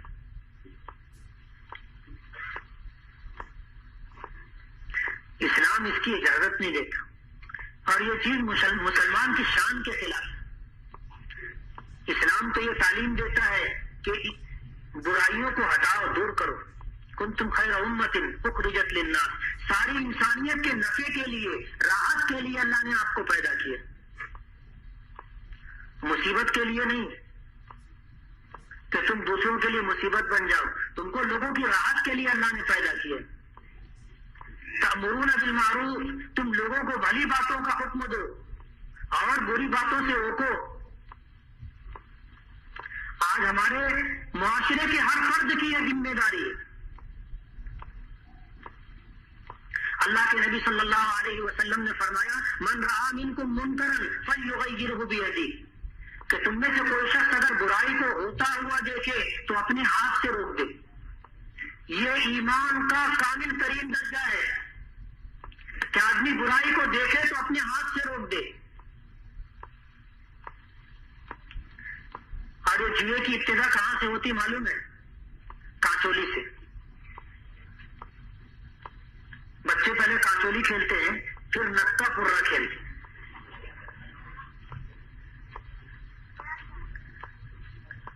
بچے وہ سب کھیلتا ہوا دیکھتے رہتے ہیں. بڑے لوگ روکنے کی طاقت بھی ہے لیکن روکتے نہیں ہیں. پھر یہ برائی بڑھتی ہے. یہ کانچولی کھیلتے کھیلتے نکا پورا پہ آیا، پھر اس کے بعد پیسے کے کھیلنے لگ جاتا ہے. پھر جیسے جیسے بڑا ہوتا ہے تو بڑا بڑا کام کرتا ہے. پھر شطرنج کھیلتا ہے، چوسا کھیلتا ہے، پتا کھیلتا ہے. اور پتے میں بھی تو کتنے سب آئٹم ہے کھیلنے کے. ہم لوگ سابوتارا گئے تھے. کان کھول کے سن لو آپ لوگ. کبھی ٹرین میں سفر کرتے رہو، کسی تفریحی مقام پر پہنچو تو پوری جو ہے گیم ہوتی ہے لوگوں کی، وہ پوری گیم ہوتی ہے. وہ ایسے لوگوں کے پاس آ کر کھڑی ہو جائے گی جن کے متعلق ان کو یہ گمان ہو کہ ان کے پاس پیسہ ہے. وہ 3 پتے ان کے پاس رہیں گے، لال، کالا، پیلا. تو وہ ایسے تینوں پتے دکھا کر کے الٹ دیں گے. اس کے بعد ادھر کر، ادھر کر، ادھر کر، ادھر کر، ادھر کر، ادھر کر. اور اس کے بعد جو ہے پھر اس میں سے کوئی ایک آدمی پتے میں 50 روپیہ رکھ دے گا. رنگ بولے گا کالا، اور 1 کا 20 دیتے ہیں وہ لوگ. کتنے دیتے ہیں؟ 1 کا 20. اس نے 50 روپیہ رکھا اور بولا کہ کالا رنگ، تو پتا اٹھا کے پلٹاتا ہے تو کالا رنگ. تو وہ تھوڑا سا منہ چھوٹا کر کے اندر سے 1000 روپیہ نکالتا ہے، گن کر کے اس کو دے دیتا. پھر اس کے بعد ایسے الٹا پلٹا کے رکھتا ہے. پھر وہ جو ان کی گیم کا ایک دوسرا آدمی رہتا ہے وہ کسی دوسرے پتے میں پیسہ رکھتا ہے اور بولتا ہے ہرا رنگ، اور اٹھاؤ تو ہرا رنگ نکلتا ہے. اس کو بھی وہ پیسہ دے دیتا ہے. یہ ان کی گیم کے لوگ رہتے ہیں. اور ہم لوگ جیسے جو لوگ رہتے ہیں وہ کھڑے ہو کے پہلے دیکھتے رہتے ہیں یار کتنا آسان کھیل ہے. 1 پتا نظر میں رکھ لو کہ یہ کالا ہے، پھر وہ ادھر گیا، ادھر گیا، ادھر گیا، ادھر گیا، دیکھتے رہو، وہی پتا دیکھتے رہو اور اس کے بعد اس کے اوپر رکھ دو. اتنا آسان ہے. ان کی گیم کے لوگ برابر رکھتے ہیں، لیکن جب دوسرا کوئی آدمی اس میں شامل ہوتا ہے تو پھر وہ کھلانے والے کے ہاتھ کا کمال رہتا ہے. شروع میں 1-2 مرتبہ اس کا پیسہ نکلتا ہے. پتا الٹی پلٹی کر کے برابر اس کو اتنا موقع دیتا ہے کہ وہ صحیح رنگ بتا دے اور اس کو وہ دیتا ہے. تو وہ 1 مرتبہ آیا، 2 مرتبہ آیا، 3 مرتبہ آیا، تو اس کے بعد یہ کوئی بڑی رقم لگاتا ہے. جیسے ہی بڑی رقم لگاتا ہے اس میں ہو جاتا ہے اس کو دھوکا. جتنا جیتا نہیں تھا اس سے زیادہ ہار جاتا ہے. جب ہار جاتا ہے تو سوچ میں پڑ جاتا ہے کہ اب لگاؤں کہ نہیں لگاؤں. تو جو اس کی گیم کے رہتے وہ پھر لگاتے. اب برابر وہ اپنا رنگ نکالتے، ان کو پیسہ ملتا ہے. یہ جب لگاتا ہے ہار جاتا ہے. ہم لوگ ساپوتارا گئے, بس وہ 2-4 اپنا الٹی پلٹی شروع کیے. میں ساتھیوں کو بولا, میں نے کہا دیکھنا بھی تھوڑی دیر میں گردی ہو جائے گی اور جتنے لوگ آئیں گے سب ان کے ہی رہیں گے, اور اپنا کوئی ساتھی پیسہ لگائے گا نہیں, کھڑے ہو کے تماشا دیکھتے رہو. اب ہم لوگ قریب جا کے کھڑے ہو کے دیکھتے رہے. 15 منٹ تک وہ خوب تماشا کیے. اس کے بعد ایک سب نکل کے چلے گئے. لالچ میں آدمی جوا کھیلتا ہے, لیکن اس کی ابتدا ایسے ہوتی ہے, پہلے کانچولی کھیلتے ہیں, پھر نکا پورا کھیلتے ہیں.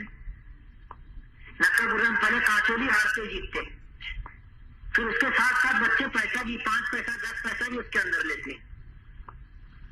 دیکھا ہے کہ نہیں دیکھا ہے؟ یہ بھی چلتا ہے. پھر اس کے بعد پیسہ لگنے لگتا ہے.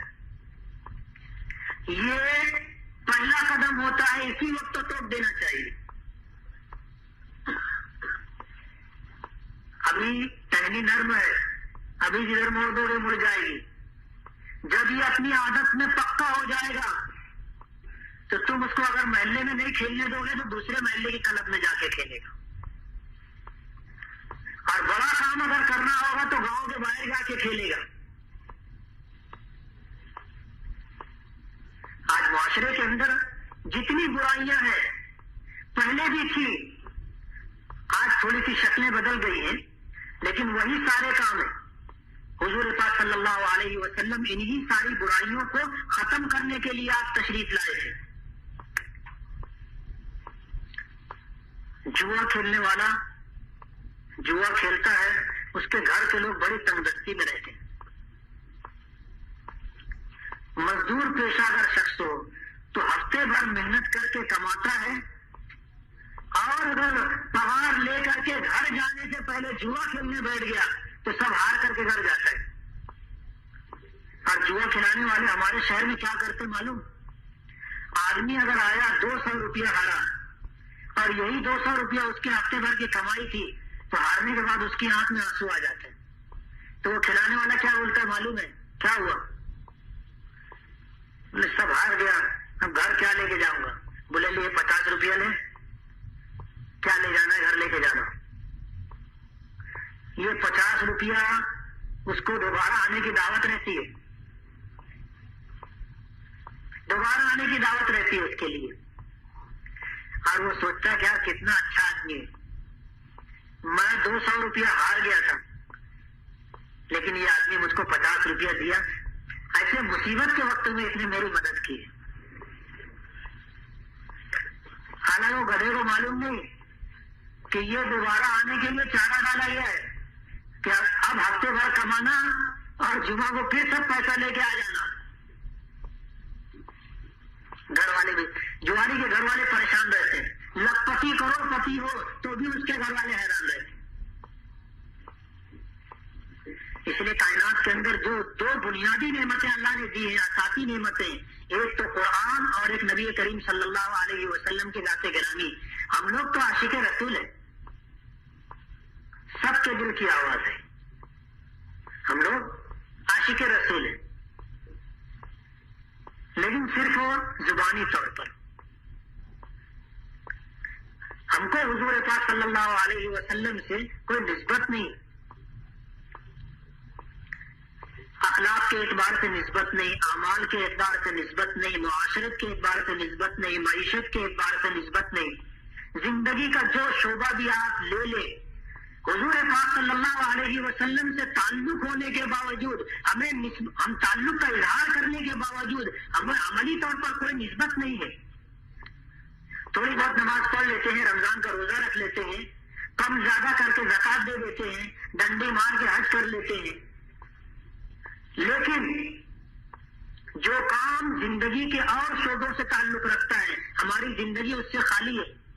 جھوٹ ہم بولتے ہیں, دھوکہ ہم دیتے ہیں, بے وفائی ہم کرتے ہیں, وعدہ خلافی ہم کرتے ہیں, یتیموں کا مال ہم ہڑپ کرتے ہیں, مزدوروں کی مزدوری ہم دبا لیتے ہیں, پڑوس والوں کو حیران ہم کرتے ہیں, اہل حقوق کے حق ہم ادا نہیں کرتے, اور کمانے کے اندر حرام اور حلال کی کوئی تمیز باقی نہیں رکھتے.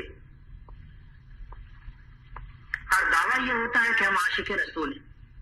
حالانکہ جس سے محبت ہوتی ہے اس کی ہر ادا سے محبت ہوتی. اور حضور پاک صلی اللہ علیہ وسلم سے محبت کی سب سے پہلی علامت یہ ہے کہ آدمی حضور کی اتباع کرتا ہو،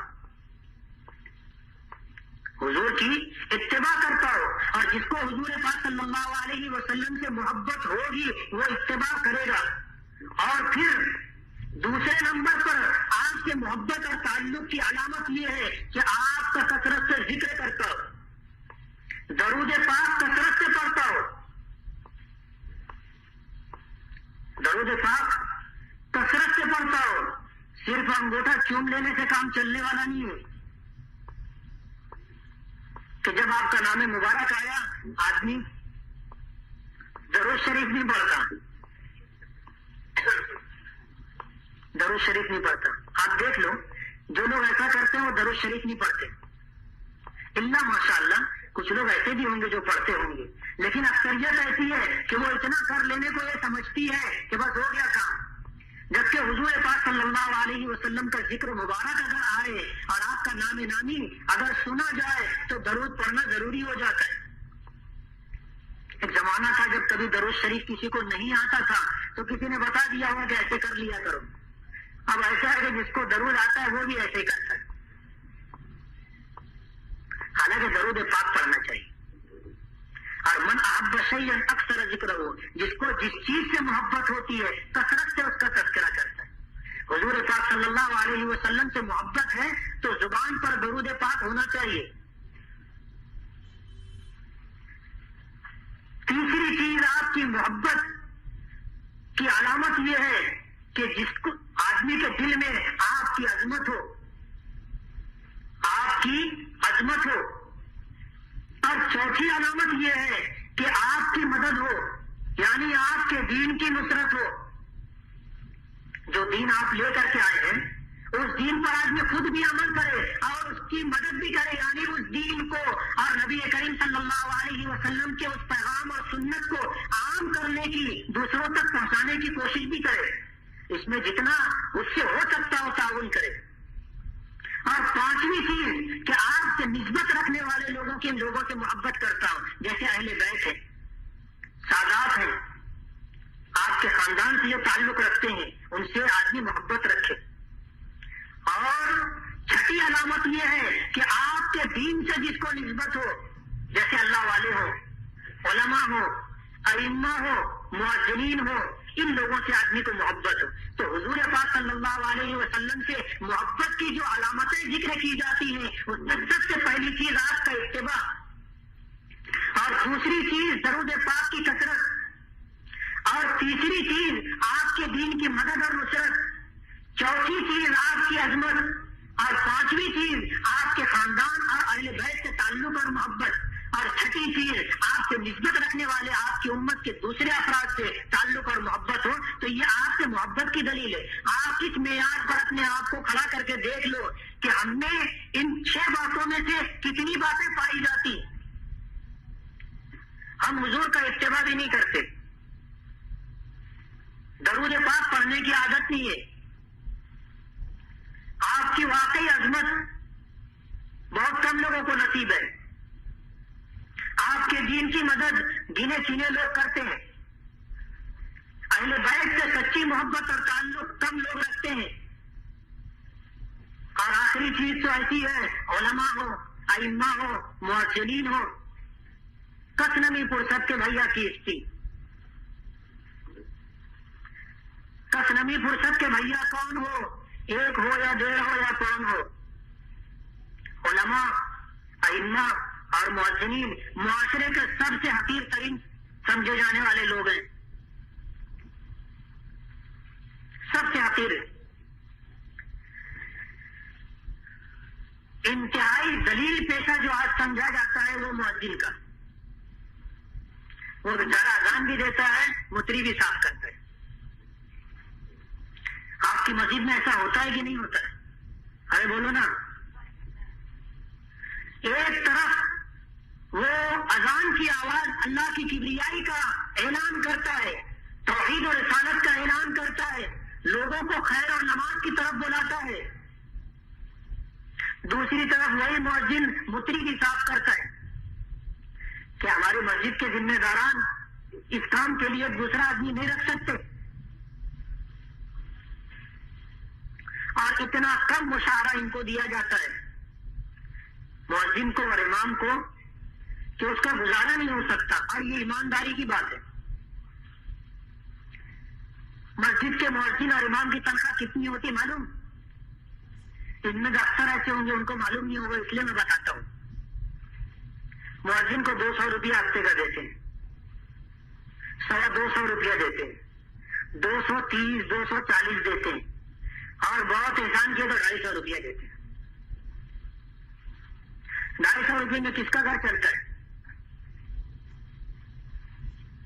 ایک بچہ اگر بیمار ہو گیا بانگی صاحب کا، وہ اس بچے کو جب ڈاکٹر کے پاس لے کے جاتے ہیں تو ڈاکٹر جو دوا دیتا ہے اس کی فیس لیتا ہے، اور اس کے بعد پھر میڈیکل کا پرچہ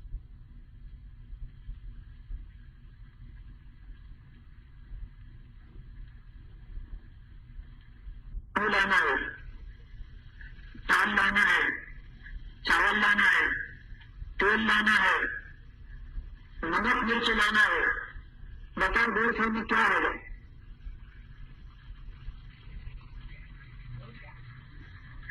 خالی گیہوں چاول نہیں، خالی گیہوں، بس روٹی پکاؤ اور نمک سے کھاؤ. یہ ہے ہماری حضور پاک صلی اللہ علیہ وسلم سے اور آپ کے دین سے تعلق رکھنے والوں سے عقیدت اور محبت. یہ اور ہم عاشق رسول کہلاتے ہیں. ہماری زندگی وہ ساری چیزیں جو محبت کی علامت اور دلیل ہے، اس میں سے ایک بھی ہماری زندگی میں پائی نہیں جاتی. لیکن ان میں پورے مجمع میں اور اسٹیج سمیت ایک بھی ایسا نہیں ہوگا جو یہ کہے کہ مجھ کو حضور سے محبت نہیں ہوئی. سب بولیں گے حضور سے محبت ہے، لیکن ایک ایسی محبت ہے خالی کھلی، واقعی کی محبت نہیں. حضور پاک صلی اللہ علیہ وسلم کائنات کے سب سے بڑے محسن، کائنات کے سب سے بڑے محسن. ہم پر حضور کا جتنا احسان ہے اللہ کے بعد کسی کا احسان نہیں. اور آپ کے لائی ہوئے دین اور آپ کی لائی ہوئی شریعت کو ہم نے قبول کیا ہے، لیکن ہمارا عمل اس پر کتنا ہے ہم میں سے ہر شخص جانتا ہے. خوشی اور غمی کا کوئی بھی موقع ہو، خوشی اور غمی کا کوئی بھی موقع ہو، ہمیں دین سے کوئی نسبت اور تعلق نہیں. ہم تو اپنی منمانی کرتے ہیں، جیسا سمجھ میں آتا ہے ویسا کرتے ہیں. حالانکہ تھا یہ کہ ہم اللہ کو اپنا رب اور نبی کریم صلی اللہ علیہ وسلم کو اپنے نبی اور رسول مانتے ہیں، اور آج کی لائی ہوئی شریعت میں ہم اپنی کامیابی سمجھتے ہیں. ایسا زبان پر ہوتا ہے لیکن عملی طور پر ایسا ہوتا نہیں. اس لیے اسلامی معاشرہ کے اس پروگرام کے اندر آپ جو کچھ سن رہے ہیں یہ بہت ممکن ہے کہ یہ برائی آپ میں نہ ہو، لیکن جہاں کہیں آپ کو یہ برائی نظر آئے خیر خواہی کا تقاضا یہ ہے کہ آپ اس کو اس برائی سے روک دیں. یہ آپ کی شرعی ذمہ داری ہے. حضور پاک صلی اللہ علیہ وسلم کے ارشاد گرامی کا مفہوم و مطلب یہی ہے کہ برائی کو ہوتا ہوا دیکھو، اپنے ہاتھ سے روک دو. بچہ کاچولی کھیل رہا ہے اس کو اسی وقت آپ روک دو، ابھی آپ روک دو گے اس کی اصلاح ہو جائے گی. دوسرا درجہ، آپ اگر ہاتھ سے روکنے کی طاقت نہیں رکھتے، اس لیے کہ جوا ایسے لوگ کھیل رہے ہیں کہ آپ بولے تو تلوار نکلے گی. ایسا بھی ہوتا ہے. جو لوگ بیٹھ کے جوا کھیلتے ہیں آپ اگر ان کو سمجھانے کے لیے جائیں تو تلوار راستہ نکلتا ہے. تو شریف آدمی سوچتا ہے کون مار کھانے کے لیے جائے گا. اگر ہاتھ سے روکنے کی طاقت نہ ہو تو اس برائی کو زبان سے روکو. لوگوں کو بولو کہ یہ غلط ہو رہا ہے. جو با اقتدار اس برائی کو دور کر سکتے ہو، ان سے آپ جا کر کے کہو کہ ہمارے محلے میں جو یہ ہو رہا ہے یہ برا ہو رہا ہے، آپ روکو، یہ ایمان کا دوسرا درجہ ہے۔ اور اگر آپ میں بولنے کی بھی طاقت نہیں ہے تو پھر یہ ہے کہ اس برائی کو دل سے برا جانو، اس برائی کو دل سے برا جانو، اور یہ ایمان کا سب سے کمزور درجہ ہے۔ ابو داؤد شریف کی روایت میں آتا ہے کہ وَلَيْسَ وَرَاءَ ذَلِكَ مِنَ الْإِيمَانِ، اگر برائی ہو اور پھر ہم دل میں اس کو برا بھی نہ سمجھے تو پھر ایمان نہیں ہے۔ برائی کو ہم برا بھی نہ سمجھے تو پھر ایمان نہیں ہے۔ وَلَيْسَ وَرَاءَ ذَلِكَ مِنَ الْإِيمَانِ، اس کے بعد پھر ایمان باقی نہیں رہتا کہ تم کو کھٹک بھی نہیں ہوتی۔ ہوٹل لگی ہے، تیز میں ریکارڈ چالو رہتا ہے، اے آتی کیا کھنڈالا، مسجد میں یہ آواز آپ سن لو، ہوٹل پہ گانا لگتا ہے، مسجد میں آپ یہ آواز سن لو، اور ہوٹل والے اتنی تیز بجاتے ہیں کہ ہوٹل پہ بیٹھنے والے تو سنتے ہی سنتے ہیں، 5 پڑوس کے 10-20 گھر بھی سنتے ہیں، اور کوئی آدمی ان کو بولنے اور روکنے اور ٹوکنے والا نہیں۔ حالانکہ روزی تو نصیب اور مقدر سے ملتی ہے، یہ ٹیپ ریکارڈ نہیں بھی چلاتا تو جتنی روزی اس کو ملنی ہے اتنی روزی ملے گی۔ محلے کی ہوٹلوں کے اندر لوگ اس قسم کی حرکت کرتے ہیں، اور محلے کے ذمہ دار با اختیار لوگ کبھی جا کے روکتے اور ٹوکتے بھی نہیں ہے، بولتے بھی نہیں ہے۔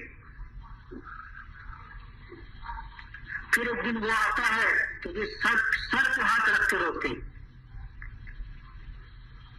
جب روکنے کا وقت تھا روکا نہیں، اور جب برائی جڑ پکڑ چکی تو پھر اس وقت یہ ہوتا ہے کہ آدمی پھر پچھتاتا ہے۔ جب وہ ننھا سا پودا تھا، ایک چڑیا اس کو اکھاڑ لیتی،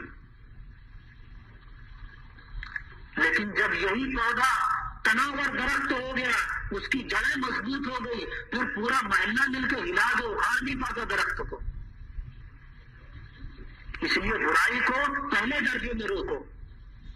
آج تو یہاں پر اتنی برائی عام ہو گئی ہے اور کثرت سے ہو گئی ہے، اس کی وجہ یہ ہے کہ جب اس کی ابتدا ہوئی تھی اس وقت ہم لوگوں نے تساہلی برتی، کوتاہی کی، اسی وقت اگر اس کو روکنے کی کوشش کرتے آسانی سے رک جاتے۔ چلو خیر، صبح کا بھولا اگر واپس آج صبح کا بھولا شام کو واپس آ جائے اسے بھولا ہوا نہیں کہتے۔ ہماری قوم کے یہ بچے اور نوجوان اگر آج بھی اپنے آپ کو حضور پاک صلی اللہ علیہ وسلم کا امتی سمجھتے ہیں، اور ان کے دل میں کسی نہ کسی درجے میں یہ بات ہے کہ ہم کو حضور پاک صلی اللہ علیہ وسلم سے نسبت ہے، اگر وہ آج اس برائی کو چھوڑ دے تو ابھی بھی سویرا ہے، ابھی بھی سویرا ہے، کچھ بگڑا نہیں ہے، برائی ہو جاتی۔ کل اگر ہمارے بزرگوں نے ہم کو روکا نہیں تھا، آج تو ہم سمجھدار ہو گئے نا، آج ہم خود سے اس چیز کو ختم کر دیں۔ مجھے امید ہے کہ میری یہ آواز سدا بسیرا نہیں ہوگی، خالی نہیں جائے گی۔ جو ہمارے قوم کے نوجوان اور بچے اس سے لگے ہوئے ہیں میری بات مانیں گے، مجھے امید ہے، اور یہ برائی انشاءاللہ یہاں سے ختم ہوگی۔ بولو انشاءاللہ، اللہ آسان کر دے۔ اس لیے ضرورت اس بات کی ہے کہ ہم لوگ واقعی اپنے آپ کو محب رسول بنائیں، سچی محبت کرنے والا اپنے آپ کو بنائیں، اور اس کی علامتیں میں نے بتائی کہ ہم آپ کا اتباع کریں، کثرت سے آپ پر درود پڑھیں، آپ کی عظمت ہمارے دل میں ہو، آپ کے دین کی مدد اور نصرت کریں، آپ کے خانوادے اور اہل بیت سے محبت کریں، علماء، صلحاء، اولیاء، ائمہ اور معاصرین سے ہم کو نسبت اور تعلق ہو۔ یہ چیزیں اگر ہم میں پائی جاتی ہیں تو ہم واقعی اللہ کے رسول صلی اللہ علیہ وسلم سے محبت کرنے والے ہیں، اور اگر ہماری زندگی ان چیزوں سے خالی ہے تو پھر چاہے ہم زبان سے کتنا ہی کہتے رہیں کہ ہم عاشق رسول ہیں اور حضور سے محبت کرنے والے ہیں، سچی بات یہ ہے کہ ہم کو حضور سے محبت اور نسبت میں اگر ہوتی تو کسی نہ کسی درجے میں ہم آپ کی پیروی اور اتباع تو کرتے. اس لیے آج کا یہ جلسہ اصلاح معاشرہ کا مجھے امید ہے کہ کافی وقت کئی علماء کو آپ نے سنا. مولانا زبیر صاحب نے بھی بڑے درد دل کے ساتھ اپنی بات رکھی. مولانا یاسین صاحب نے بھی اصلاح معاشرہ کے عنوان سے نکاح اور اس سے متعلق چیزوں کو ذکر کیا. کچھ باتیں میں نے بھی کی. اللہ کی ذات سے امید ہے کہ اللہ تعالیٰ ہمیں عمل کی توفیق دے گا. ضرورت اس بات کی ہے کہ ہم اپنے آپ کو آمادہ کریں عمل کرنے کے لیے. اگر ہم نے اپنے آپ کو تیار کر لیا مسئلہ ہمارا حل ہے. کریں گے.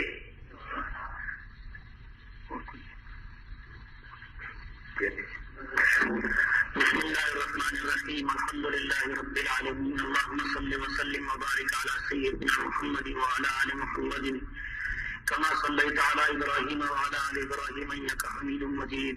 لا إله إلا أنت سبحانك إني كنت من الظالمين. ربنا ظلمنا أنفسنا وإن لم تغفر لنا وترحمنا لنكونن من الخاسرين. ربنا آتنا في الدنيا حسنة وفي الآخرة حسنة وقنا عذاب النار. ربنا اغفر لنا ذنوبنا وكفر عنا سيئاتنا وتوفنا مع الأبرار. ربنا اغفر لي ولوالدي وللمؤمنين يوم يقوم الحساب. اے اللہ ہمارے گناہوں کو معاف فرما. اے اللہ ہماری خطاؤں سے درگزر فرما. اے اللہ ہماری سیئات کو حسنات سے مبدل فرما. اے اللہ ہم گنہگار ہیں, خطا کار ہیں, پھر بھی تیرے بندے ہیں, تیرے حبیب جناب رسول اللہ صلی اللہ علیہ وسلم کے امتی ہیں. اے اللہ اپنے فضل و کرم سے ہمارے گناہوں کو معاف فرما دے. اے اللہ ہمارے گناہوں کی کثرت تیری رحمت کے مقابلے میں کچھ بھی نہیں ہے. اے اللہ ہمارے ساتھ رحم کا, کرم کا اور عافیت کا معاملہ فرما دے. اے اللہ ہماری مغفرت فرما دے. ہمارے والدین کی مغفرت فرما دے. ہمارے اساتذہ کی مغفرت فرما دے. ہمارے عزیز و اقارب رشتہ دار دوست و احباب کی مغفرت فرما. اے اللہ ہمارے محسنین اور متعلقین کی مغفرت فرما. اے اللہ امت کی مغفرت فرما. اے اللہ امت کی بے بسی اور بے کسی کو دور فرما. اے اللہ ساری امت کے قلوب اے اللہ تیرے قبضے قدرت میں ہے. اے اللہ اپنے فضل و کرم سے انہیں دین کی طرف راغب فرما, دین کی طرف متوجہ فرما, نیکیوں کی محبت نصیب فرما, برائیوں سے نفرت عطا فرما. اے اللہ ہمیں اپنے والدین کا فرما بردار بنا.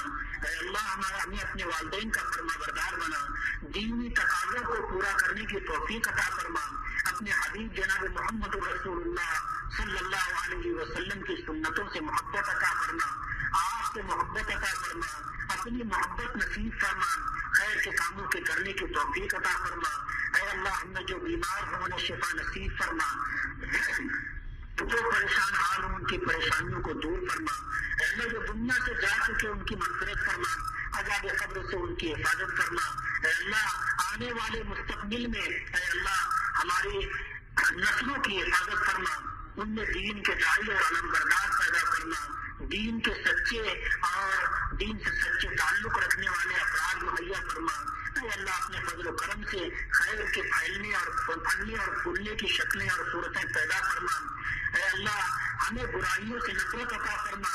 اے اللہ بروں کو سمجھانے کی اور برائیوں سے روکنے کی توفیق عطا فرما. اے اللہ اس معاملے میں اپنی مدد اور نصرت شامل حال فرما. اے اللہ جب تک زندہ رکھ, اسلام پر زندہ رکھ. جو اپنی جوار رحمت میں بولا تو ایمان کے ساتھ بولا. اے اللہ ہم میں جو مقروض ہیں ان کے قرضوں کی ادائیگی کے فیصلے فرما. جو بے روزگار ہو انہیں جائز اور حلال روزی نصیب فرما. جو بے اولاد ہو انہیں نیک اور صالح اولاد عطا فرما. جن کی اولاد نافرمان ہو انہیں فرما بردار بنا. جن کی بہنیں اور بیٹیاں بے نکاحی گھروں میں بیٹھی ہوئی ہیں اے اللہ ان کے رشتوں کے لیے فیصلے فرما. اے اللہ تیرے قبضے قدرت میں سب کچھ ہے. اے اللہ رنگ سے کچھ نہیں ہوتا, تیرا فیصلہ ہوتا ہے. اے اللہ اپنے فضل و کرم سے کتنے لوگ اے اللہ اپنے بچیوں اور بہنوں کے رشتے کے لیے پریشان ہیں. اے اللہ خیر کے فیصلے فرما. ان کو خوشگوار زندگی نصیب فرما. عافیت والی ازدواجی زندگی نصیب فرما. اپنی رضا والی زندگی نصیب فرما. اے اللہ ایمان پر خاتمہ بالخیر فرما. عذاب قبر سے ہماری حفاظت فرما. جنت الفردوس کا داخلہ مقدر فرما. جن نوجوانوں نے اے اللہ اس پروگرام کا انعقاد کیا ہے اے اللہ ان کی کوششوں کو قبول فرما, بار آور فرما. اے اللہ برائیوں برائیوں کا سدباب فرما، معاشرے کے اندر اصلاح کے پہلو کو عام فرما، اے اللہ اس کام کے اندر اپنی مدد اور نصرت شامل حال فرما۔